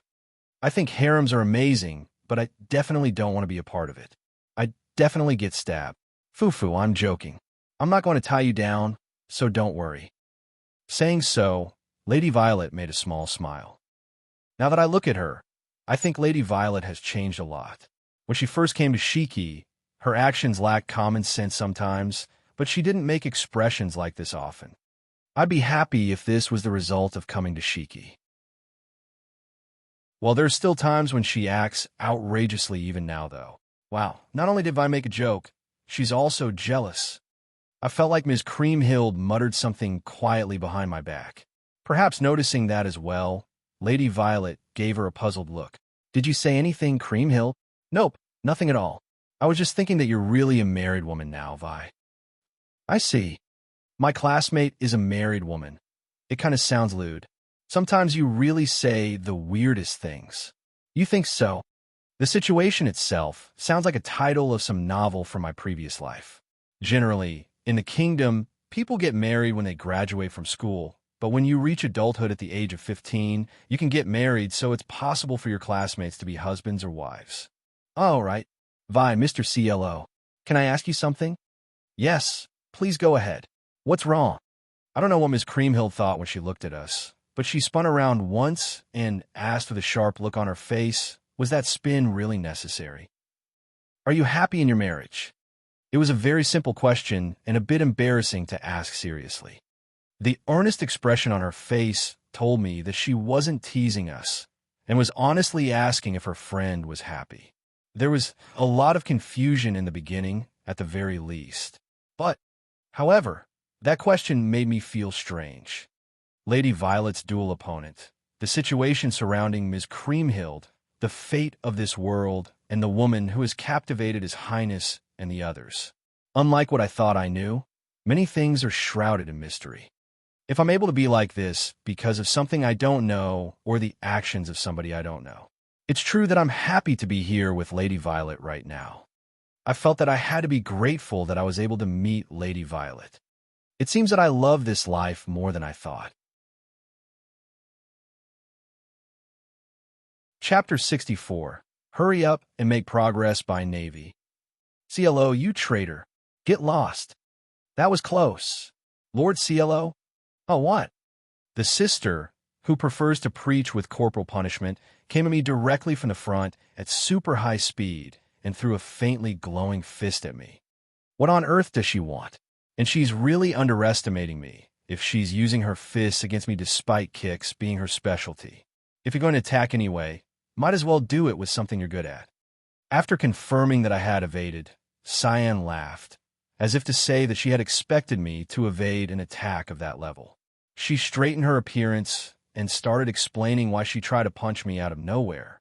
I hated seeing you smile happily. That's all. Don't you? That's all me. Don't worry, I used the backside of my fist. Fists don't have backsides. Since it was glowing faintly, she must have also been using healing magic at the same time, but violence is still bad. I wish she didn't use, though. I might hit you, but if I also heal you, it'll be ±0, so it's all fine reasoning to punch people. If she was trying to punch me seriously, I wouldn't have been able to dodge it, so I can understand that she came at me with a speed that I could evade, but I was still spooked. Lady Violet seems to have gotten used to it to some extent, but Miss Creamhill looks like she has no idea what in the world just happened. Actually, weren't you having a mock battle with Sir Chartreuse? Since the stage had already been set, I gave up on stopping the mock battle and came to talk to Miss Creamhill while the focus was on it. Oh yeah, we were having a good match until the middle, but for some reason his movements suddenly became sluggish midway, so I took the chance and punched him.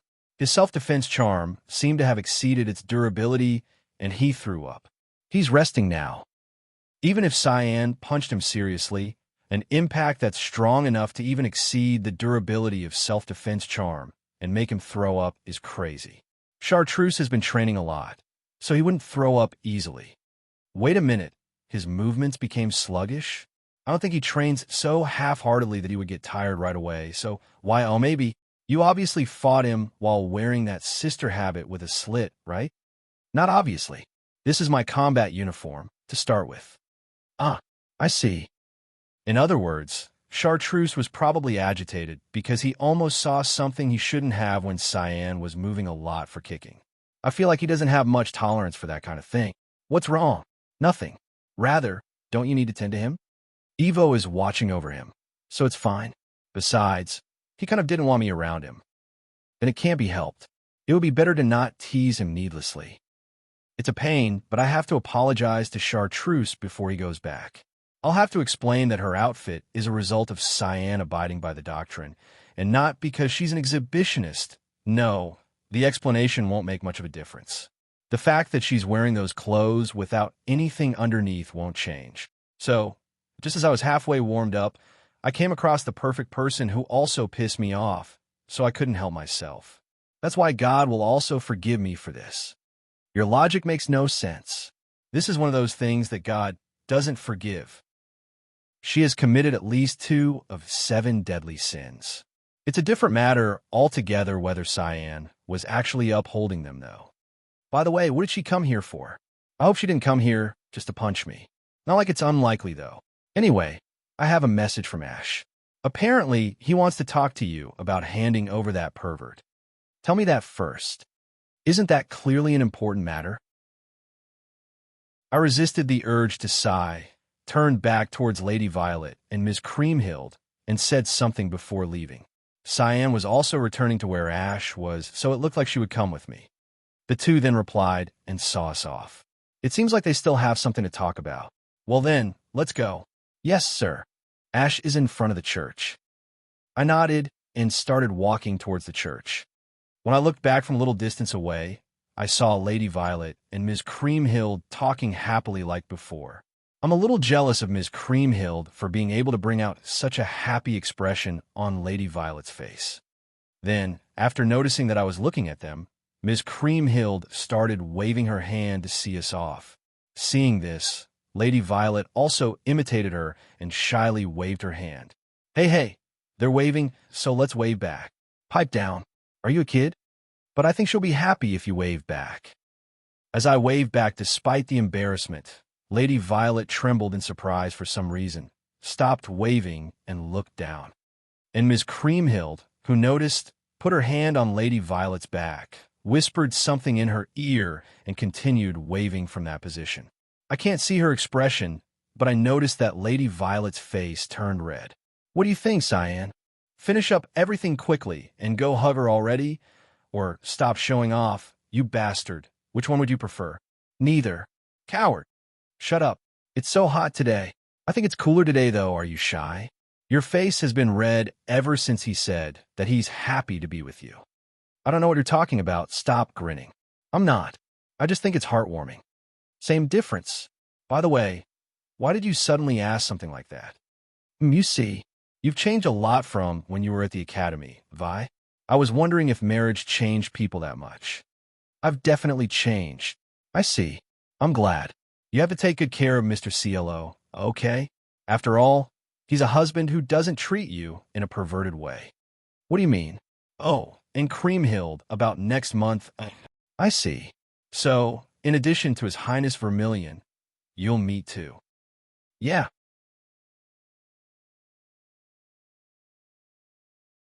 Chapter 65, something of an interlude, Ash's doubts and change of heart. There's still something that needs to be settled. My feelings on the incident caused by Rivers while en route to escorting him back to the academy. Roshanna Rivers was kind to others for someone from a bourgeois family that bought their title. He behaved no differently even while associating with the upper echelons of society like me. His magic proficiency lay somewhere between A and B class. He did excel in academics, but his personality was nothing to write home about, but he didn't strike me as a guy who could transform an orc into that. I know he's skilled, but considering his personality, I have some questions regarding his behavior. I was certainly surprised to learn that he had concealed something called word magic, but he was a cowardly guy who couldn't take a life, so much so that he could never kill a monster or even wring the neck of a fish. I don't think all of that was just an act. A guy like that not only killed a monster, but also experimented on it. Just what exactly brought about this change in him? That said, all of this might sound odd coming from me, considering I failed to see through his facade. However, Baron Herefield had a clue as to Rivers' real character for some reason. I may be barking up the wrong tree, as I failed to realize that Rivers had loved His Highness to the point of losing his grip on sanity. I wish to learn from this experience and become better at discerning others' character.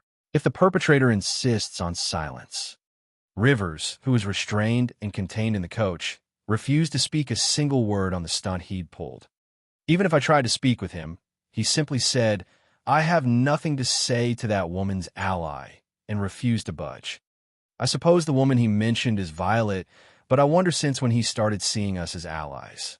Just because I helped thwart Rivers' plan, it doesn't automatically make me her ally. He accused us of being her allies. What do you think, Char? I casually asked Char, who was next to me, after making sure no one could hear us. Char dropped the enigmatic expression on his face, gave my question some thought before he answered. Well, I suppose there's no reason to deliberately treat Valentine. No, Violet with hostility at the moment. As such, I don't mind if people consider us allies. That's a surprise. I never thought I'd hear you say something like that. I may not have a leg to stand on, but I certainly remember Char having a very aggressive attitude toward Violet. And now he says he doesn't feel that way anymore. Just what brought this on? You witnessed it too, what she's like now. Yeah, she did things that the Violet we knew would have never done. She was haughty and self-centered, aggressive and overbearing towards that girl. Naturally, that's the image that stayed in our mind. I'm not asking you to let bygones be bygones. But please, lend me your strength just this once. What we saw after the kidnapping incident was an Extuk's daughter explaining the situation to us, asking for our help, and proceeding to lower her head to us before she even heard our reply. As the situation was dire, we were going to help even if she hadn't bowed to us. However, just to save any future trouble, it would be better if we explained the situation to the rest of the students. That was not her cunning plan. Rather, she bowed her head to us simply out of pure concern for a kidnapped butler. Us. We couldn't believe it was the same Violet Valentine we knew. She was someone who put pride before everything, and she would vehemently disregard anything she doesn't approve of. We could see none of that in her now. That said, her change in attitude doesn't erase her past sins. His Highness, and I'm sure Char too, haven't forgiven her for what she did to that girl. I am in love with that girl, and it's the same with His Highness and the others. Violet's behavior, which was a direct result of her ugly jealousy of that girl, can't be excused in such a short time. I don't intend on taking the law into my hands like rivers, but a proper atonement period needs to be. Are you all right, Lord CLO? Did you burn yourself? Are you hurt anywhere? Let's get you some first aid. I'll bring Ivory immediately. However, her expression back then was something I never imagined she would make. She wasn't trying to exploit the situation to her advantage or keep up appearances. It was simply an expression born out of love and concern for a precious someone. It wasn't out of fear, nor was it a formality, but an expression that made apparent her concern for the person she loved. When she makes an expression like that, it makes me unsure about where to redirect my anger. Maybe for others like rivers, even though it only served to fuel their anger, but it's starting to feel weird for me to resent her. Because I am in love with. I can understand where Violet's coming from. Setting aside the matter of forgiveness. I've known her since childhood, and I realized the obvious fact that the girl who I'd only ever seen with a sour look on her face was in love too. And this is what I had to say on the subject. I wanted to draw your attention to the fact that you've grown too close-minded. I'm happy to learn about your feelings for me, but just keep in mind that those feelings don't excuse any kind of behavior. It was warranted as what she said was true. I've since reflected on myself and strive to practice self-restraint, though I do slip up on rare occasions. Violet back then was in love with His Highness and unable to see anything but him. Violet Hartfield now is in love with the Baron and seems to be still aware of her surroundings. She who holds a love, the same feeling as me in her heart, had matured in the right direction, which means I have no right to criticize her anymore. As a fellow human, I can only wish for her happiness, though I can be bitter about it. Char seems not yet aware, seeing as how he accepted to help despite his mixed feelings when Violet beseeched us. He also did not notice that his opinion of her isn't the same anymore. Also, this may be off topic, but there's something I've been curious about as of late. By the way, what's up with you lately? You've been acting weird ever since your spar with that sister. Char, my best friend since childhood, was acting strange. Ever since the spar, he's been in a daze, and even when he got his new sword, his behavior was unusual. After entering the academy, probably around a month later, I should think. Just like me, he also met and became close to, and since then he's been acting weird, but lately he seems to have gotten worse. It's nothing, really. I didn't see anything. No, I can't say that as a knight. The Baron told me to not worry about it, but that's a part of a woman's body that shouldn't be. Char, it's okay. I didn't actually see it. It wasn't fully visible. However, is it all right to dismiss it just because of that? As a knight, as a man, I need to take responsibility, but I have her, so I can't exactly give myself up. All right then, I've made up my mind. What is it, Char? Ash. Sorry, but could you let the school know I'll be absent for a few days? Depending on how things go, it may take a while for me to return. What are you talking about? There's something I need to do as a man. I'm sad I won't be able to see her, but if I return without making amends, I wouldn't be able to show her my face. Well then, goodbye, Ash. I'm going back to Shiki to take responsibility as a man should. Huh. Hold on, Char. Guys, two of you wait here and the rest follow me. We need to go bring back Char. If need be, you are allowed to exercise force. At Roger that. Was this guy always that much of an idiot? Is what went through my mind as I saw him running off towards Shiki. In the end, we caught him using a thingamajig that Nephrite cooked up using her alchemy magic. Since he resisted, we had to knock him out. Is the eccentricity seen among Shiki's residents infectious?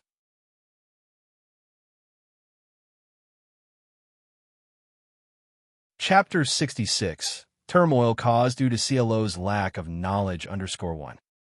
On one afternoon of a slightly chilly day, I was in the mansion's kitchen preparing dinner. In our household, we all take turns preparing meals each day, and today I'm the one on duty. I was reluctant and confused about cooking because I had no prior experience before coming to Shiki, as my maid, Amber, and my exclusive chefs used to cook for me. But now, I've become able to cook decently with the help of my husband and my son. Besides now, I don't mind cooking, or actually I've started to think that it's fun. Today's leftover ingredients are: I checked the food storage, a refrigerator according to Lord CLO, which used ice magic stones, and thought of the menu for today's dinner. If I buy things we don't have in town, what can I make today? Lord CLO has gone outside to do some physical work, and Gray will help me prepare dinner as soon as he's finished with his work around the mansion. Both of them will probably be tired, so I'd better prepare something easy to eat and nutritious. In addition, I also have to consider their preferences. Lord CLO likes egg dishes in general and doesn't like dried fruits. Gray likes all meat dishes and doesn't like cheese, but he's fine with little amounts. However, they both share love for sweets. They often eat something sweet for dessert after a meal. I want them to be careful to not eat too much. Excessive overeating of sweets can lead to obesity. Both of them exercise a lot, so I don't think they're packing extra weight, but sweets are easy to get addicted to, so they should make sure to eat in moderation. I guess I'll make some roasted apples with honey after dinner. On a different note, apples are in season and we receive tons of it. I can't let them rot, so I might as well use them. The reason why I want to serve apples with honey instead of by themselves has nothing to do with the fact that Gray is particularly fond of honey. I'm not spoiling him just because I'm happy that he enjoys my cooking, so it's fine. I can't let a gift go bad, after all. Oh, but we're out of honey. Darn it. I used up all the honey to dip lemons the other day. And honey is not coming into Shiki currently. This will have Gray's happiness. No, that boy will be pretty happy even with just sliced apples, but I'd still like to make him happy with something I've cooked. But what are other dishes that use apples? With my lack of knowledge, I can't think of something at the top of my head. Should I have shown a little more interest in cooking? Then how about a strudel? As I was drowning in my regrets, somebody called out to me from behind. I haven't heard of that dish. What kind of dish is it? What kind of dish is that? It's a dish in the Empire made by lining thinly rolled dough with apples, almonds, cinnamon, and baking it. It's sweet and delicious even without honey. It sounds delicious. Will you teach me how to make it? Wait, who am I talking to right now? Lord CLO hasn't come back, and Gray is also still working. And it's a woman's voice. It's a female voice that could be described as dignified, unlike the voices of Ms. Cyan and Apricot. There's no way I would forget this woman's voice. As I slowly cast my gaze in the direction of the voice, there she was. Pervert Schwartz? The woman with long black hair and red eyes who tried to kill me before. I took an alert, offensive stance indoors, keeping my vigilance up against Schwartz. Why is this woman here? And does the fact that she appeared before me mean that she got another commission involving me? Or perhaps she's here to take revenge on Lord CLO for threatening her. Ooh, that's right. Anybody who seeks beauty will become a pervert in the end. Our great predecessors have also said, If you seek beauty, you must become a pervert. Coup. This woman's mentality is needlessly strong. Even though I took an alert stance, she struck a weird pose to flaunt her beauty. Ah, this woman is really beautiful on the outside. She is the kind of beauty that I still end up admiring even in this situation. No, don't think about unnecessary things. Don't worry. I made a promise to not harm the people of Shiki. I would refuse any commissions concerning you guys. I can't trust you. I'm not surprised. I will probably never be able to earn your trust. But I will just say that I would not do anything stupid that could endanger my precious younger brother. After saying so, Schwartz raised her hands to show that she was unarmed. She might be unarmed, but as long as there could be monsters around, I can't let my guard down. But the situation won't move forward if we're frozen in a stalemate like this. It can't be helped. I'll ask her what she came here for without letting my guard down. So why are you here? Did you come here to harass me instead of harming me? Perish the thought. This time I only came here to sell things to CLO. Come to think of it, this woman does almost everything as long as you pay her. Lord CLO said that in addition to purchasing information about the kingdom, so no harm will come to me. Sometimes he also buys products brought by Schwartz. Lord CLO usually buys fabrics for himself. I've seen him exclaim new fabrics happily many times. Yeah, even when I think back on it, Lord CLO at that time was very cute. Wait, no, that's not the point. In that case, there would be no reason for you to appear before me. It's not like you came here on your own to be arrested for illegal trespassing. You're right. I was actually planning to leave Shiki quietly without meeting you. But something kept bothering me. Something kept bothering you. What would make this woman, who only cares about her own beauty and her family in her hometown, come directly to me to ask something with a mysterious expression on her face? I doubt something happened to the kingdom or His Highness, and there aren't many things that only I can answer. Are you guys not doing well as a couple? Are you picking a fight with me? If she's here to pick a fight, I won't let her walk away unscathed. I was just thinking of improving my magic skills in order to protect Lord CLO and Gray. I'll use her as a practice dummy. No, I'm sorry. That wasn't my intention, but I was really just curious. However, Schwartz didn't seem like she was trying to pick a fight with me. She looked genuinely curious, or more like worried. It's complicated, but when she shows that kind of expression, I can't help feeling perplexed. We have a good relationship. What made you think so? I also stopped preparing my mana, turned towards Schwartz again, and asked her why she came to such a reasoning. You know that CLO asked me to purchase product from outside the kingdom, in addition to information, right? Yeah. This time I showed him the products I had purchased when I returned from the Empire, but when I showed him a certain product, he was more interested in it than the fabrics he usually happily chooses. A product that Lord CLO was very interested in? How is that related to the question she asked me? Did he buy the kind of a book that Kaki would love? If that's what it is, I'd be sad, but since he's a man, it's natural for him to be interested in things like that. In that case, I'll ask him to be careful to not let Gray see it. However, Schwartz paused, as if she was slightly hesitant to speak, and said something unexpected. CLO happily bought aphrodisiac. What did she just say? Aphrodisiac? Yup, aphrodisiac.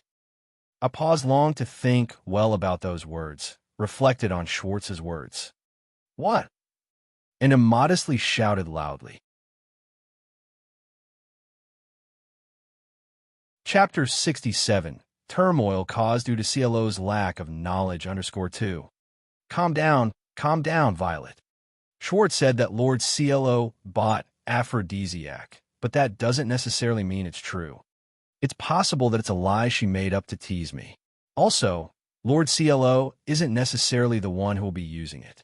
There's a chance that somebody else was looking for this item, and Lord CLO, who remembered that, was happy to have found it and bought it.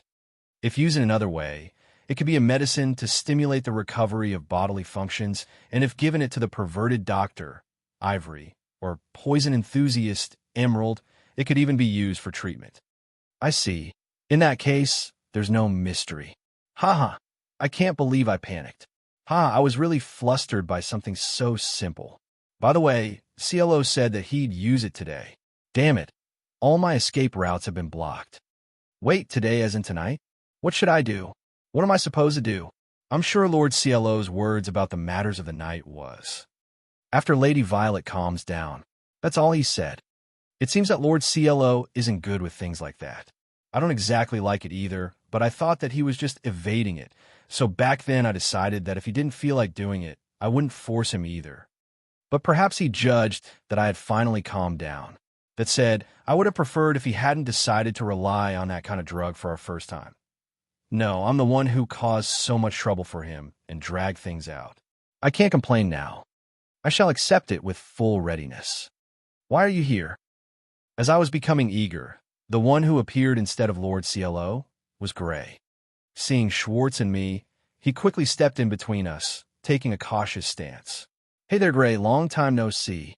You're as beautiful as ever. Thank you very much. So what did you do to my mother? Her face is so red. I hope you didn't give her any pills. Sorry, Gray. It might be true that my face is red because of Schwartz's words, but that doesn't mean she harmed me in any way. I'm honestly happy that you're worried about me, though. You'll understand the reason eventually when you grow up. By the way, Gray, do you want to play with me today? I refuse.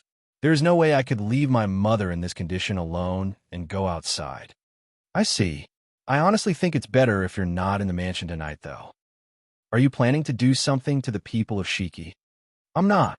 Sorry, Gray. That's not it. I want to cover for her, but I don't know what to say and how, so I can't think of any words. Shit, is this Schwartz's plan? I don't know what it is, but I feel like I keep getting misunderstood from all directions. You are not making any sense. Don't worry about it. I was just thinking that it would be better to let CLO and Violet be alone. Alone with Lord CLO? In this situation, with Lord CLO. There is no way I can leave them alone when she's in this kind of state. Lady Violet. That was close. I was about to be deceived by her sweet words, but I managed to survive by banging my head against the wall. I don't know in what way I was being deceived, but I guess all is well now that I've regained my composure. Yeah, that hurts. Are you okay, Lady Violet? Does it hurt? I'm fine. Thanks for worrying about me. This is just a necessary measure for me to not go out of control. Lady Schwartz, did you use magic that involves mind on Lady Violet? I can swear that I did not. Is that so? Stop it, Gray. Don't look at me with the eyes that look as if you're thinking, was my mother always this stupid? This might just be my persecution complex talking, but I'm usually right about this kind of thing. In any case, the pain helped me regain some of my calm. I can't really explain this matter to Gray, so I'll act like nothing happened. Gray, it's fine. It's not like Schwartz harmed me in any. I've just returned home. What? Mother? Damn it. I was so shocked, I ended up biting my tongue. What does this mean? Why did Lord CLO come back? No, calm down. This is our mansion. It's not strange for him to come back. It's not strange, but I didn't want him to come back right now. It would be better if he was a little late due to work. Hey there. Welcome home, CLO. I'm back. Wait. Why is Miss Schwartz here? I just had a little business to take care of. Don't worry. I'll be leaving right away. After confirming that Lord CLO was carrying a paper bag when he returned, Schwartz stood up, approached him, and tapped his shoulder. I was worried about something, but judging by her state, everything looks fine, so I'm relieved. Oh, is that so? CLO, make good use of what you bought for me this time. Stop with that meaningful smile. And also drop that expression that's almost saying just do your best while subtly looking at me. Yes, of course. Thank you for the wonderful item. Lord CLO answered Schwartz with a better smile than usual. A wonderful item, he said. Does Lord CLO intend to use it, after all? Looking satisfied at that answer, I want to punch her. Schwartz left with Auf Wiedersehen, German, goodbye, while waving lightly. Looks like she really came here because she was worried. Lord CLO, what do you mean by wonderful item? After relaxing his vigilance, Gray asked Lord CLO while worrying about me. The way he was looking at the paper bag, he seemed curious about what Lord CLO had bought. Oh, it's something to look forward to later.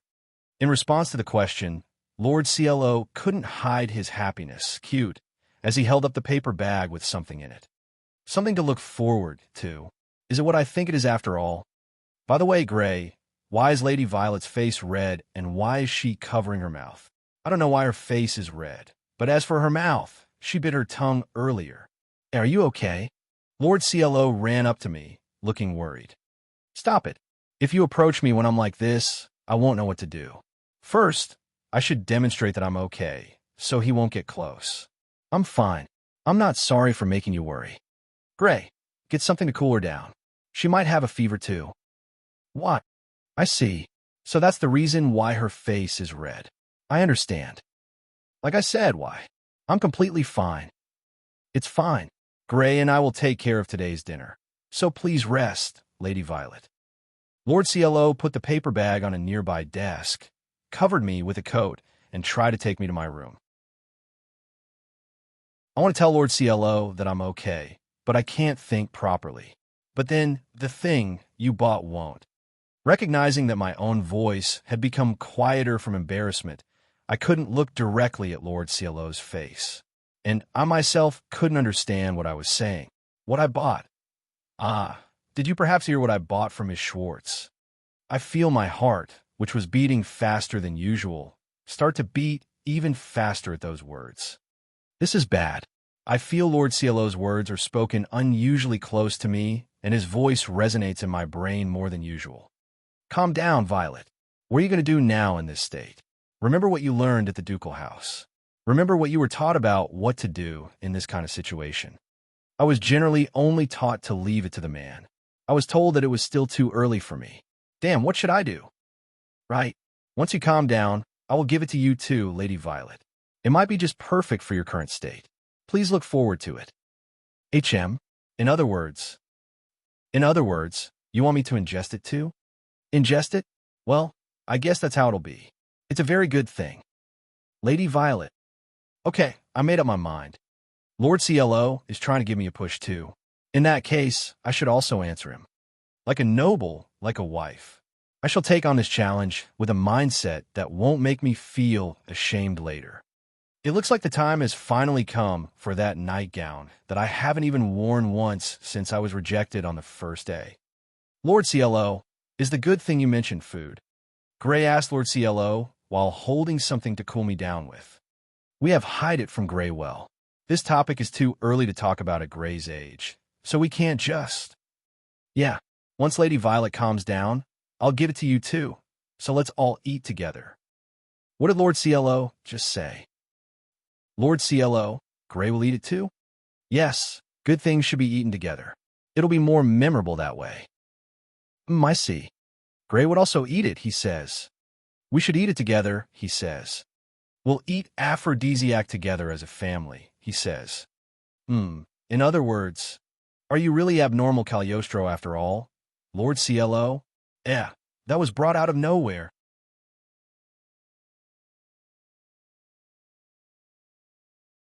Chapter 68, Turmoil Caused Due to CLO's Lack of Knowledge _3.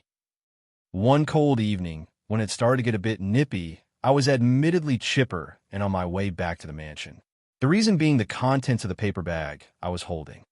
Once work that required physical labor dries out, Miss Schwartz, who shows up periodically, arrives with merchandise to sell.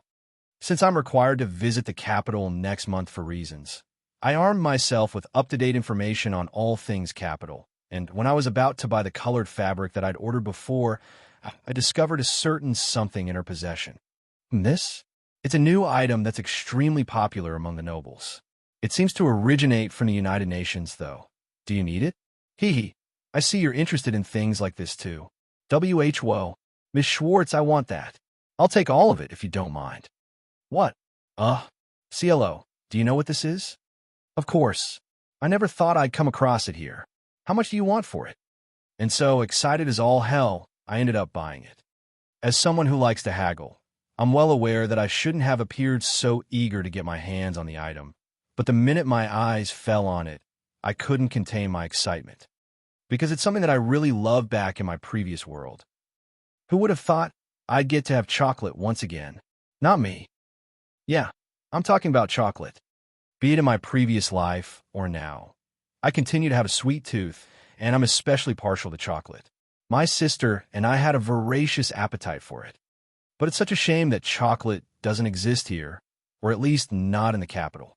If you possess the knowledge, then put it to good use and turn it into wealth. It's something that would only work in iSky story plots I've read in my previous world, and it was impossible for me. Cacao and sugar are the basic ingredients necessary to make chocolate, but I have no idea what else is needed or how to go about tempering it. Even in my previous life, I could follow a recipe, but eating was my true area of expertise, so it never crossed my mind to try to make chocolate myself. Either way, if it's becoming popular among nobles in the capital, then it should mean chocolate will be more easily available for consumption in the future. It's just a tad expensive, though. The high price makes sense given the fact that nobles have set their eyes on it. Lady Violet would get mad at me if I buy too much. As for Gray, a small taste should win him over. Come to think of it, Ms. Schwartz said something weird when I was trying to buy the chocolate. I see. So you're aware of its effect, and yet you're still buying it. Is something wrong? Nah, it's nothing. I was just a little curious. This may be bordering on rudeness, but do you mind if I ask whether you'll be the one to use it? Use? I guess it'll come down to that. I was thinking tonight would be a good time. Oh, well, good luck. I can't give you all of it, but considering it's your first purchase, I can offer you a large quantity on a discount. Make sure to handle Violet's body with care. You hear? I don't know which one of you will be using it, though. Okay, got it. I wonder how chocolate relates to handling Lady Violet's body with care. No, hold on. I remember reading that chocolate is highly nutritional and is part of army rations.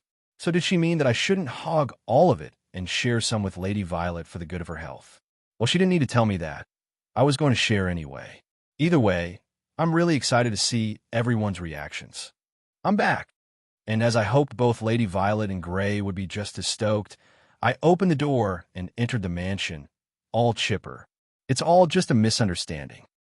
And thus, I was desperately explaining myself to Lady Violet.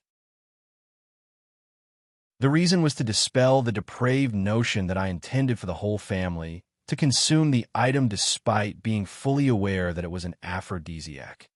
If that's what it was, I wish Ms. Schwartz had said something. Wait, did chocolate ever have the properties of an aphrodisiac?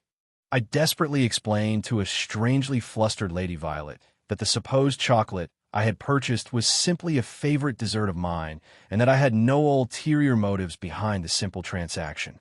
While I was at it, I also desperately explained things to Gray, who had somehow learned the nature of an aphrodisiac. The minute he learned its true purpose, Gray tried to leave the room as if to give me and Lady Violet some privacy, so I had to take great pains to make him stay. I should also apologize. I didn't know all the details, but still jumped to my own conclusions. It's all right. I really couldn't blame you given the circumstances. Consuming it as a family sounds too depraved. And wait, where did you learn about the name Abnormal Cagliostro? From rumors going around about you before I came to Shiki. Why the hell is that nickname being spread everywhere? I don't want to turn defiant and shout that all humans are perverts deep down, but that nickname is too humiliating. Wait, Lady Violet looked flustered even before I suggested that we all try it. I'm guessing she heard the news from Ms. Schwartz before I got back home, but that would mean, but does it really taste good? Before I could answer her curious question, she picked up the chocolate in her hand and examined it, which shifted my focus. I can't deny that to the clueless, it would look no more than a brown block. And if someone was seeing it for the first time, they may be ill opposed to consuming it. Then would you like to try it? Now that the misunderstanding had been cleared, I recommended they give the chocolate a try. I want to share delicious things with both of them, and if the food ends up suiting their tastes, then it would make me really happy too. Even if it's a confectionery of some sort, it doesn't change the fact that it's being used as an aphrodisiac in the capital, would it? How could we eat it? I've heard that if you're accustomed to stimulants like alcohol or fizzy drinks, then medicine or poison has a lesser effect on you. So a small quantity of it should be totally fine. It's sweet and delicious. Really? Well, seeing as how you like it so much, I guess I'll try a small bit. I'll join you. I picked up the chocolate and broke off finger-sized pieces and plopped one after the other into my mouth. Ah, how nostalgic. It tastes like happiness of being able to relish the flavor of chocolate once more, after it had become a distant memory.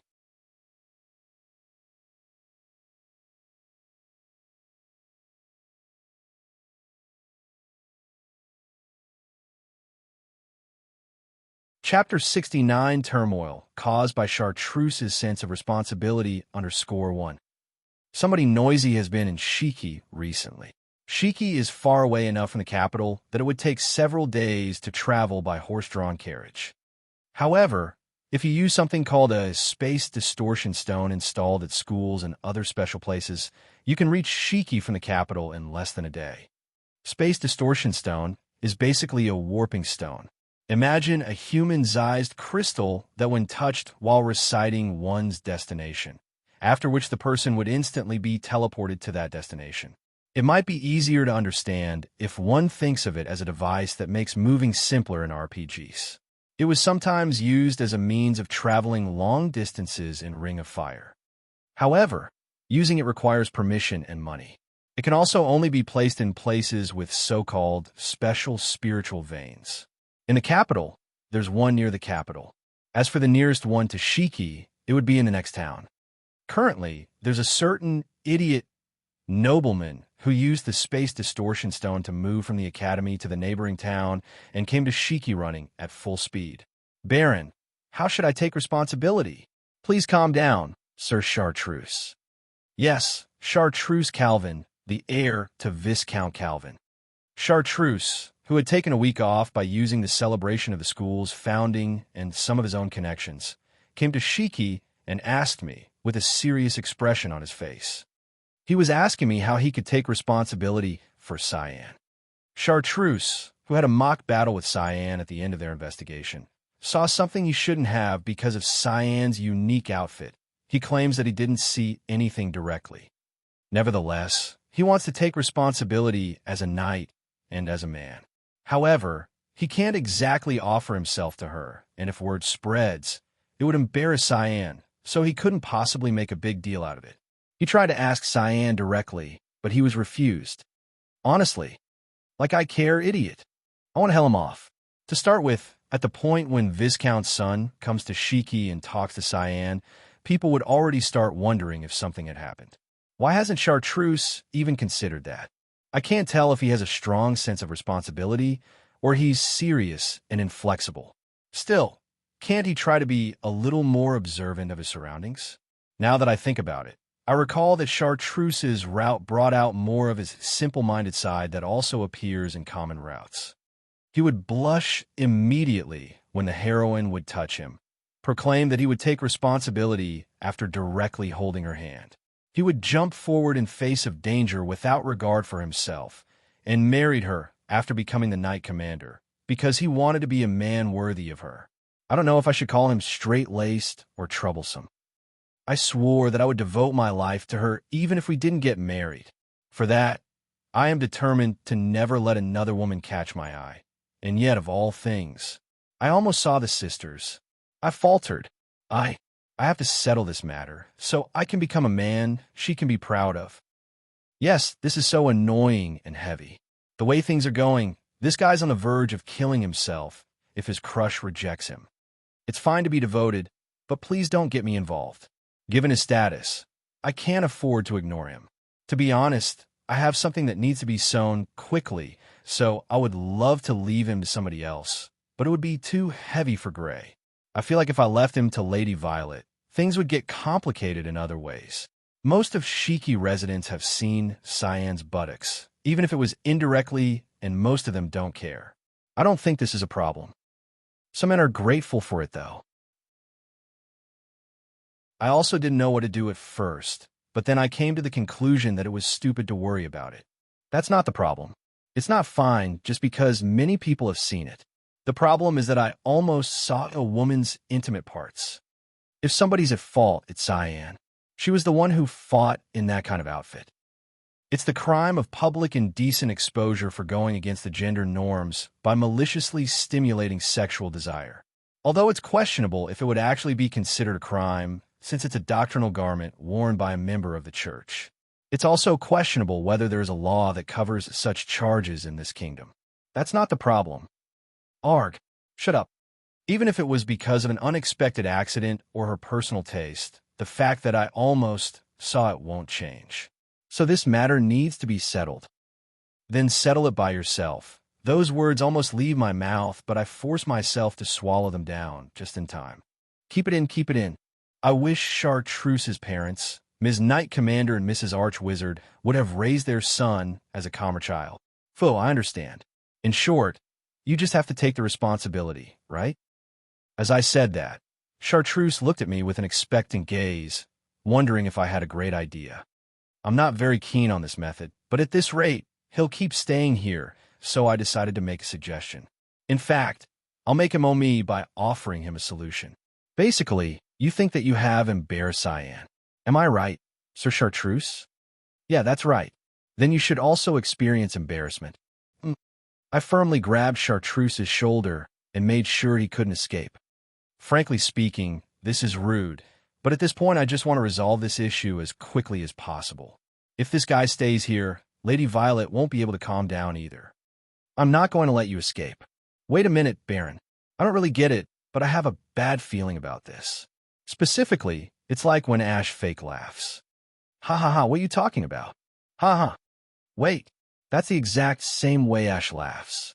Wait, I'm telling you to wait. Shit, stop pulling me. Where are you taking me? Also, Baron, you had high physical abilities after all, don't you? I forcibly dragged Chartreuse along. Don't think that you can escape now.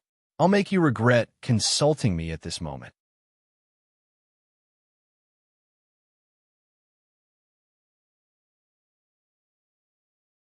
Chapter 70 Turmoil caused by Chartreuse's sense of responsibility _2. Cuckoo. At Shiki's church, Cyan was desperately trying to hold back her laughter at the situation in front of her. From a way she couldn't contain her laughter, even though Father Snow White was nearby, showed that she was really having a hard time holding back. Looking at the way the priest, who would have usually admonished her, was trembling, he was probably also holding back his laughter. Naturally, there's a reason for why they're laughing, and that reason is Chartreuse's presence in the church. If he was simply present here, it wouldn't be a problem and nobody would be laughing. But his outfit was the problem. Phew, I'm done, sis senior seers. What should I do next? HHMM, can I leave cleaning the floor to you? I don't mind whether you sweep it or wipe it. Understood. Novitiate, Chartreuse Calvin. I will show you how splendidly I'll develop. MPF. Cyan let out a silent laugh at Chartreuse's needlessly spirited remark. Father somehow regained his composure and took a long breath to calm himself down. Why are they both laughing so hard? The reason for that is the fact that, shit, it's hard to move in a long skirt, even if it has a slit. Are she and other girls always moving dressed like this? Still, with this, I think I can understand why you would want a slit. Chartreuse is dressed in a nun's habit. If they were meeting for the first time in this situation, they would be weirded out and things would get uncomfortable. But since Chartreuse talked quite a lot with Cyan and Father during the investigation, and they also know about his personality, it seems to be working in a way. As for why Chartreuse is dressed this way, it went like this. In other words, you also have to bear the risk of experiencing the same kind of embarrassment, Sir Chartreuse. The same kind? Yes. In short, you have to spend the day with the embarrassment of knowing that your important parts may be seen. For that, you have to dress in the same way as Cyan, in the same church attire. Wait, is that really enough? Even if I dressed like the clergy, I would be different from a nun. Even if I don't wear underwear, the degree of embarrassment while wearing a robe is... Who said anything about dressing like the clergy? I said dress the same way as Cyan. Wait, you mean I'll be wearing that outfit? You're telling me to not only cross-dress, but to also show my skin. Are you messing with me? I'm not messing with you. You see, Cyan refused you because you lack determination. In other words, if you don't show a strong willpower to take the same risk, all this talk about taking responsibility is just empty words. First of all, you must demonstrate your determination with your clothes. I see. I understand now. Yeah, now that I think back on it again, I'm surprised Chartreuse agreed to wear those clothes. When Chartreuse actually offered to help while putting on the habit, Cyan looked at him with an indescribable expression and asked him if he was in his right mind. But when he actually came back wearing the nun uniform, she must have felt his determination even while holding back her laughter. She took Chartreuse's resolve into account by letting him help out. So, I would say that he succeeded in his endeavor. Senior Sears, where should I get water from? Usually I'm the one who prepares water with magic. There are tools made with water magic stones around the corner over there for when I'm not here, so you can use those. Understood. I wouldn't want to bother you, so I'll go get some water. Okay, be careful. Leave it to me. And Chartreuse ran at full speed, as if he had already broken off from his past self.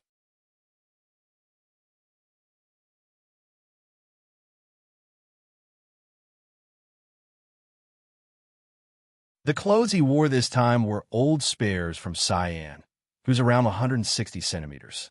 Dangerous in many ways.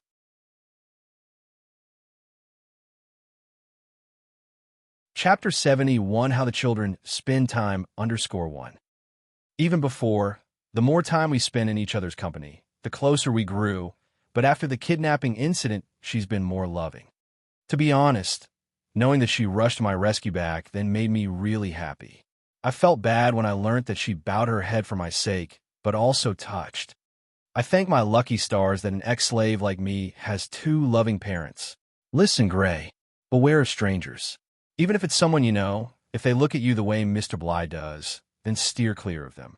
The days are getting shorter, so be careful while walking the streets after dark. Also, I do indeed count my blessings, but her worrying about me like this every time I leave home can get a little tiring. The fact that she's concerned means that she really cares for me, and that makes me happy, but I'm not a kid anymore. There's not much I can't do that Lady Violet or Lord CLO can, and I'm somewhat capable of showing discretion. My parents and friends tend to ask me to be more cautious because I'm apparently very gullible, but I don't think I am. I believe I'm capable of weighing my options and making the right choice. And so, my dear disciple, today we experiment with a new spell. What will you be teaching me today, Master? First, we're going to try out a spell called Great God Ibuki, ritual dance that I learned from certain someone. Ooh, what kind of spell is it? Let's see. The certain someone told me that it's a spell that transforms the curse you cast into power that can further be used to boost the effect of your magic. Lady Apricot, you never cease to amaze me. Hee, it's not as difficult as you might think. Today I'm going to be getting some hands-on experience practicing magic with my master, Lady Apricot. I wonder what kind of amazing spell we're going to be trying. I'm not too familiar with curses, but if Lady Apricot speaks so highly of it, then it's sure to be exceptional. We were accompanied by Mr. Brown, and for some reason, Lady Emerald was also present. Normally she's a strange one who's off happily ingesting poisons. I'm certain she's never shown any interest towards magic. Also, Mr. Brown was nodding off on his feet. This is quite a surprise. I would have never expected you to show up to a magic lesson. If I hadn't run off, my dad would have dragged me to that perverted doctor. I'd pick Apricot over that pervert any day. She sighed and scratched her head with a bandaged right hand. I remember Mr. Green, Lady Emerald's father, had the wound on her arm treated. No matter how much she's advised against it, she frequently lets poisonous snakes bite her or applies medicine laced with poison on her arm, such that the wounds on her arm easily fester. The other day, I happened to witness Mr. Green grumble about his precious daughter causing his hairline to recede. Speaking of, where's your father? Lord CLO is busy sewing clothes. Ah, I see. What about your mother? Lady Violet is off merrily flying the skies. So, she's patrolling with Robot. Lord CLO is in the process of making Lady Violet a dress at the moment. I enjoy watching him work, and he doesn't particularly mind if I do, but I thought he might as well focus so the dress ends up beautiful. Hence, I decided to leave him to his work. And Lady Violet mentioned, there's a little something I want her advice on, and left to find Robot, but I don't know why that resulted in her flying the skies. My dear disciple, Emerald, and last but not the least, Brown, we need to venture to the forest to kick off the experiment. Follow me, guys. Yes, Lady Apricot. Yeah. I got it. Brown, wake up. Looks like we gotta go. Ah, huh. What are you doing here, Emerald? I thought you were headed to the cave to collect poison? That was 2 days ago. Rousing him from his slumber, we trailed after Lady Apricot into the forest. Apparently, the experiment is going to be conducted in the forest. Looks like an open space is better to test things, lest we inconvenience the neighbors in town. Ah, my dear disciple, watch out for bugs, and keep an eye on your physical condition at all times. No matter how small, if there's an issue, then make sure to report to me. Also, just let me know if you need any fluids. I've made the necessary arrangements. You really are thoughtful in the weirdest of places. Of course I am. I'm obligated to do that much as an adult when I'm borrowing someone's precious body. Saying so, Lady Apricot once again cast the bug repellent magic on us. It should keep us safe from small bugs and snakes. As ever, she insists on being considerate of the tiniest details. Come to think of it, I wonder why Lady Violet also looks at this side of Lady Apricot in surprise, just like Lady Emerald. Great God, Ibuki, ritual dance. It's a spell that allows the user to temporarily borrow the divine power of a great earth deity called Ibuki using alcohol as a medium. This provides the user with the power to enhance the strength of their magic. Originally, the spell seems to be used to enhance physical strength, but we're going to be conducting an experiment to check if it can be swapped with magic strength. So in order to recreate the power of a curse, I borrowed an item from Lord Orchid that can temporarily put an object in a cursed state. What the hell kind of item did that guy make? Lady Apricot pulled out a poisonous-looking cauldron from her cape. It bubbled and sputtered, as if merely touching it could really curse you. Is that poisonous, Apricot? Curses are something that can eat away at your body, right? Throw that on me, Apricot. Dump it on me from the head down with a splash. Don't leave a drop behind. In your dreams. In reply to Mr. Brown's question, Lady Emerald asked to be dunked with the fluid, and upon Lady Apricot's refusal, she tries to grab the cauldron. I try to stop her, and Mr. Brown joins in my effort, and together we hoist her by her arms and somehow manage to stop her. Mr. Brown happens to be younger than me, but much taller, which I really envy. Curses aren't poison in the first place. Anyway, we need to set up the experiment. My dear disciple, would you help me with it? Roger that. I began to set things up for the experiment, as per Lady Apricot's request. A small distance away from us, Lady Apricot created a rock a bit bigger than me and poured the fluid over it that would put it in a cursed state. During the process, I heard Lady Apricot mutter something that sounded like, ugh, I should have him make that next time, which was a bit concerning, but anyway, everything should be set up and ready now. Next, we sprinkle the sake around it. Done. Phew. Well then, let us begin, my dear disciple. It's a bit dangerous for someone powerful like me to use dark or fire magic for this. So let's try water magic. I suppose water is comparatively safer. Lady Apricot had finished setting everything up and was about to start the experiment. Mr. Brown had set Lady Emerald down, and she was spectating the experimental process. By the way, Gray, yes, Lady Apricot had started to chant the spell and was building up her magic power.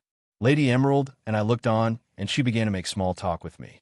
If I'm not mistaken, back when the Academy students came by for the investigation, you spoke with Nephrite on the last day, didn't you? Nephrite? Oh, yes, I did. I think Nephrite's last name was Creamhild. It's true that Lady Creamhild and I had a chat, albeit short, on the last day. She had voiced her concerns for me in regards to my kidnapping, and her demeanor was very gentle and bright, so I remember her very well. She was an old-school friend of Lady Violet's, and I recollect them happily chatting away. I think Lady Emerald also spoke with Lady Creamhild. Did you ever feel like there was something off about her? Something off? I can't find the right words, but how do I put it?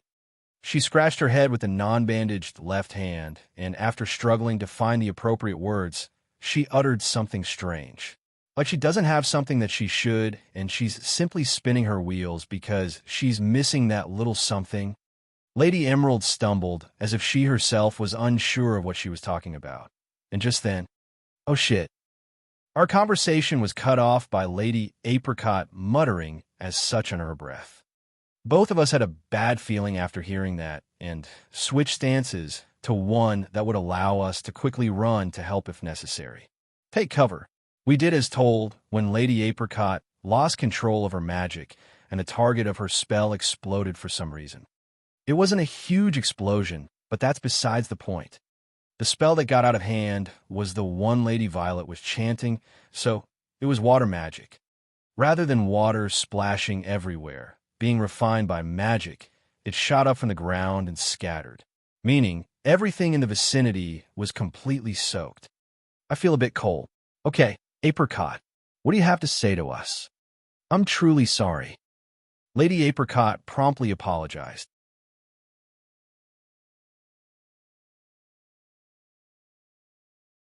Chapter 72, How the Children Spend Time _2.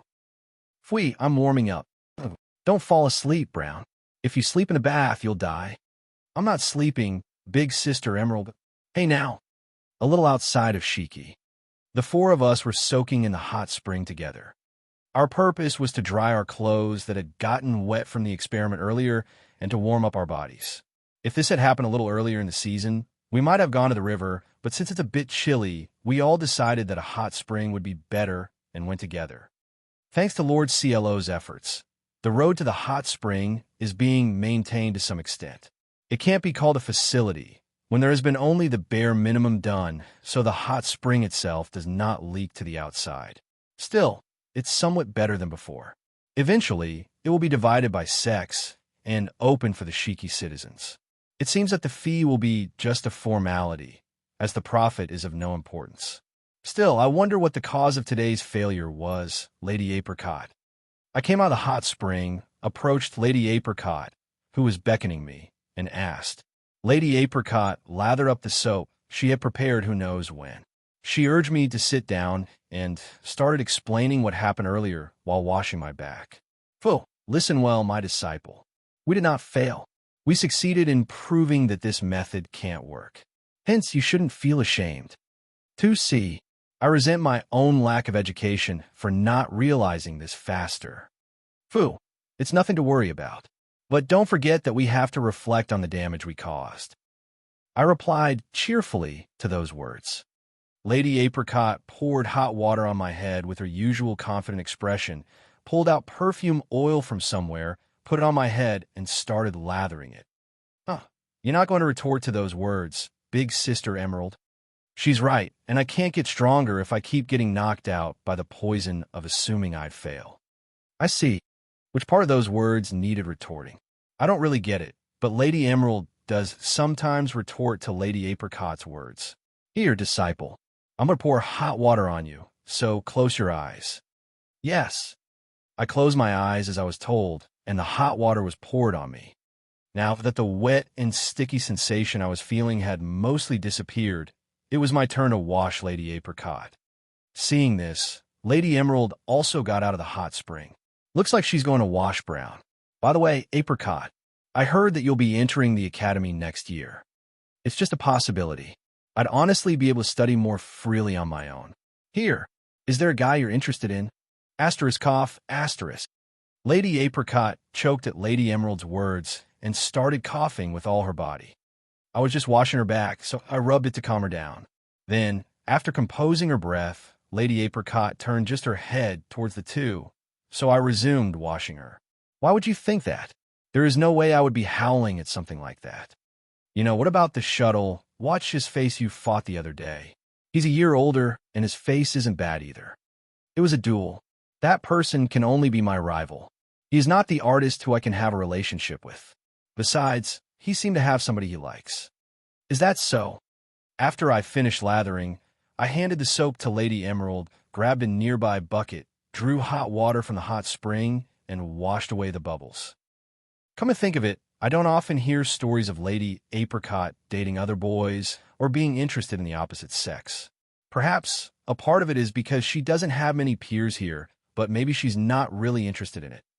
Apparently, it's a beautiful girl with blonde hair and red eyes who can use alchemy magic. She's a wonderful person who's kind to everybody regardless of their race and status. You sure know a lot, hey Brown. Stop moving. Yeah, Riser told me about her passionately. Apparently, she's excellent at everything, including academics, magic, cooking, and art. What kind of overly blessed woman is that? From the looks of it, when Lady Apricot asked Lord Chartreuse if there were other strong students beside him, he spoke very passionately about it. He had spoken so passionately that Lady Apricot seemed to have thought that he was annoying. But to think that such a person existed, or should I say, such magic instead. I've heard that alchemy magic is a rare magic. And I also feel like I heard that Lady Violet's dual opponent was a girl who also used alchemy magic. Judging by the way Lady Violet was talking with Lady Creamhild, the latter probably wasn't her opponent. In other words, that girl was the person who caused Lady Violet to. That reminds me, I overheard a little earlier, my disciple. Yes, what happened? While I was lathering up perfume oil on Lady Apricot's head, I was asked a question, so I changed the direction of my thoughts. I'm curious, but it's something that hasn't been confirmed yet. So, for now, I'll just focus on washing her comfortably and answering the question. Yeah, when I untied it, I saw that her black hair was as beautiful and long as ever. When the hair is this long, washing it is really rewarding. I heard the name Nephrite earlier. Did anything happen? Oh, I was the one who asked about her. Come to think of it, Nephrite also uses alchemy magic. While washing Brown's body and remembering the previous conversation, Lady Emerald continued. Since it didn't concern me, I concentrated on washing Lady Apricot's hair carefully. I must make it as beautiful as possible. It's nothing. I just felt something strange about Nephrite. Strange? Did you feel her hidden demonic powers? No, it's nothing to worry about. For not yet. I still have to lather it up more and wash carefully. Then it's fine. You didn't feel something strange about the way she was laughing, right? The way she was laughing. Yeah, I don't know to describe her laugher, but wonderful. As expected from the perfume oil prepared by Lady Apricot. From the way bubbles are formed. When you comb down for where the bubbles are, your fingers will run smoothly through the hair. Hey, my disciple, is it not time to wash away the bubbles already? Yes, I'll do that. And I'll apply the perfume oil again after. Why? It's to make your hair beautiful. Please don't worry. However inexperienced I might be, I will do my best to make Lady Apricot's hair look great. I see. In that case, I entrust you with my spinel-like hair, my disciple. However, if it stays up for a long time, I feel colder, so please be mindful of the time. After I got the approval, I went back to making her hair pretty. I have to finish everything while also considering the time needed to soak into the hot spring again later. It might take a while if I also consider the time needed for clothes to dry, so it might be better to wash her hair again later. I can't wait to put my skills to good use. Big Brother Gray gets weird sometimes. Not that we have any right to point that out, though. Sometimes Gray's dedication goes out of control like that. But it has a good compatibility with Big Sister Apricot. Agreed. Come on, I'm pouring. Thank you. I feel like she has a smile on her face. Did you say something, Brown? Nope, nothing good. Hey, don't fall asleep. Author's note. Gray, 11, has unconsciously become ignorant about the matters of biological sex. Apricot, 14. Since she's with her friends, she doesn't mind being seen. Emerald, 13. Doesn't care as long as other people don't blatantly express dislike towards her scars. Brown, 7. Looks like an adult, 175 centimeters. But on the inside, he's at the age where he's not aware of age-appropriate gender differences.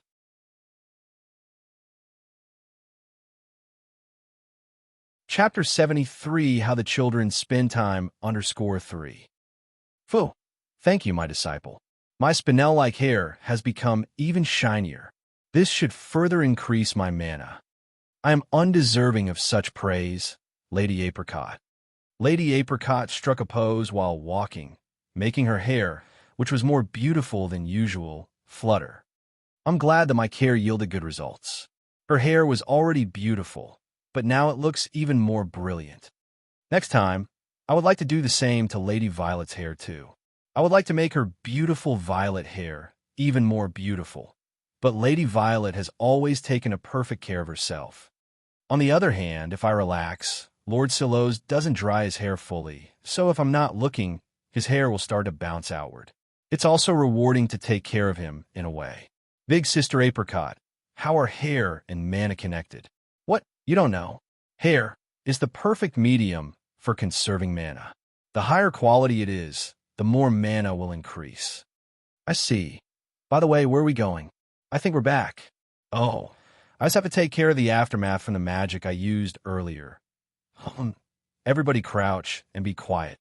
Hearing Lady Apricot's words, we stopped talking and we each hid behind a nearby bush.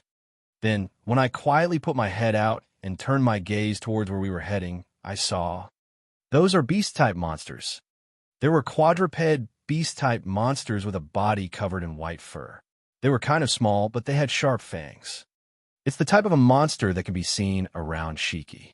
While they're omnivorous and stronger than the direwolf that kidnapped Light Blue before, they're usually docile, and although they don't come down to settlements like Shiki, sometimes they wander in and cause damage to livestock and fields. That's how it's supposed to be, but there's something strange about them. What we were seeing in front of us right now were several beasts that were biting into something single-mindedly. They were clearly more ferocious. Since we knew what they usually looked like, we couldn't help feeling that something was strange. Indeed, they seemed to be the monsters with the vestiges of the man who disrespectfully kidnapped my disciple before. Everybody became more alert after hearing those words. Vestiges from the man who kidnapped me. In other words, they're monsters that still have the vestiges of Roshina River's word magic. People from Shiki and the Academy should have wiped out all of them before, but there must have been some survivors. They do indeed emit an aura specific to monsters who are under the influence of word magic. I can see the residue of dark magic around their eyes. It looks like those monsters have been hypnotized to attack in response to a certain amount of mana. They reacted to, the power of the curse from earlier, and they're most likely biting into the thing we were using as a target earlier. They look like they're on a rampage, though. Looks like it. Even I don't know much about this magic. Perhaps they are suffering some kind of side effect? Having said that, Lady grasped her cane with both hands and took a fighting stance. Seeing this, we also readied our weapons. Lady Emerald took out several small knives and a jar containing plants. Brown put his hand on the handle of the long sword he was carrying. Unfortunately, I don't have any unique weapons yet, so I just need to enhance my mana so I won't be detected. We have no way to break this magic, and if we leave them here, there may be some casualties. I feel sorry for them, but let us subdue them before they cause any damage. Yeah, got it. We all nodded at Lady Apricot's words and prepared ourselves to move out at any time. Are you all ready? Let's go. Taking those words as a signal to engage, we each moved on our own. Phew, I feel refreshed. At Shiki's Square. We all toasted while drinking Lady Apricot's homemade juice mix to replenish the water and sugar we had lost in the earlier battle of the hot springs. The battle had ended without a hitch, and we were able to finish the subjugation without any casualties. I'll report it to Lord CLO or Father Snow White later, but for now we were all rewarding ourselves for the successful subjugation without the adults. Oh yeah, it sure feels nice to cooperate with my disciple in a battle for the first time in a while. You couldn't even keep up with me before, but you've grown so much. Thank you very much for your excessive evaluation. However, I still have much growing to do compared to you, Lady Apricot. I will work harder to someday become strong and be on par with you, Lady Apricot. No, with Master. I look forward to that day. Knowing you, I'm sure that day is not far away. Yes.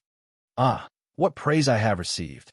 One day, I would love to defeat and shrank monster Lady Apricot talks about together with her. Originally, a rank is the highest rank according to established regulations, but apparently there are even stronger monsters, in other words, shrank monsters, hidden by the committee made up of several people, and Lady Apricot has subdued them in the past.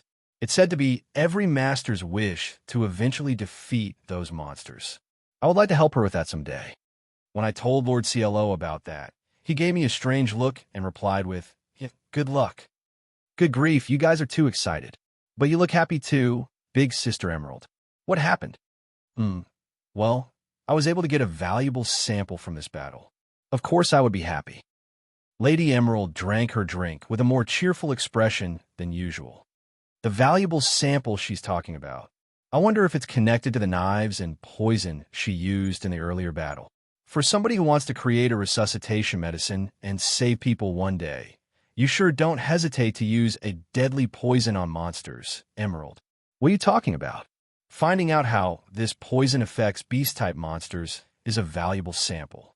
As long as my opponent is a monster that causes damage to others, I can use it with no hesitation. Just don't end up on a wanted list by using monsters for experiments at some point, okay? I won't do that as long as my dad and that doctor are alive. Saying so, Lady Emerald drank the rest in one go. In other words, there's a chance that she'll do it eventually, but I'm sure she's just joking. She once said that she was still too young to pursue her dreams. Since we don't know what could happen in life, it's fine to just consider the possibility. Well, in the end, it was burned away by Apricot and Gray's magic together and mowed down by Brown's incomprehensible beam, so I could hardly confirm the progress of After Effects, though. That's certainly true, and Brown reduced the output of the beam a little. It almost hit me, and it looks like the beam is robot lets out sometimes. I don't understand the principle behind how I do it, so I can't suppress it or do anything like that. The beam that Brown released refers to the shock released from his longsword. Generally, it deals damage equal to a high-level magic if it hits the target.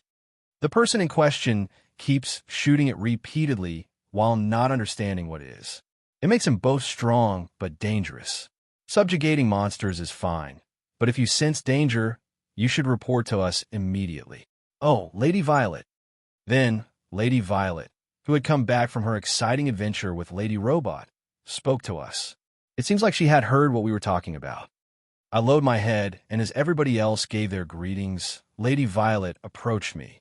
Gray, do you have any injuries? Are you hurt? If you feel lethargic or strange in other ways, report to me right away. You must not push yourself. I'm fine. Thanks to everyone's hard work, I'm neither injured nor exhausted. I see, I'm glad. After Lady Violet was relieved by my report, she looked me up and down and confirmed again that there were no problems. As usual, Lady Violet is excessively kind towards me lately. And it's not bad, but it's a bit embarrassing. I have to try a little more to not make her worry. Do I just have to become stronger to do that? Do I have to protect Lady Violet from? Or is it better if I become like Lady Apricot? All right, let's start with my appearance first. It would be nice if she could lend me her cloak and a hat. When I see something like that, I can't bear to make my old man worry either. Maybe I should give him a shoulder rub from time to time. But you're not stopping experimenting with poison, are you? Are you telling me to die? You have it that bad, huh?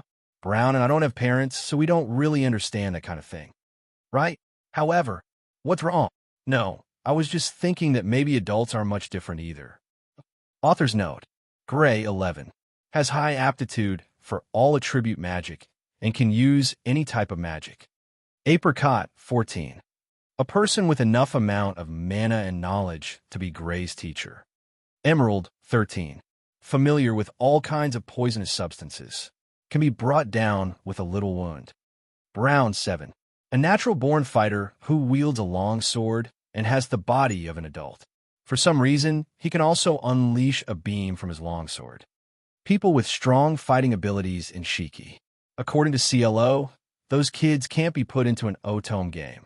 They somehow live in a different world. You're tuning in to the Romance Rendezvous YouTube channel. We're so grateful for your support, and don't forget to subscribe to join us on this incredible journey through captivating stories. Your generosity through donations truly makes a world of difference, as it's the primary source of revenue that allows me to expand and enhance this channel for you. Thank you from the bottom of my heart for being a part of this adventure.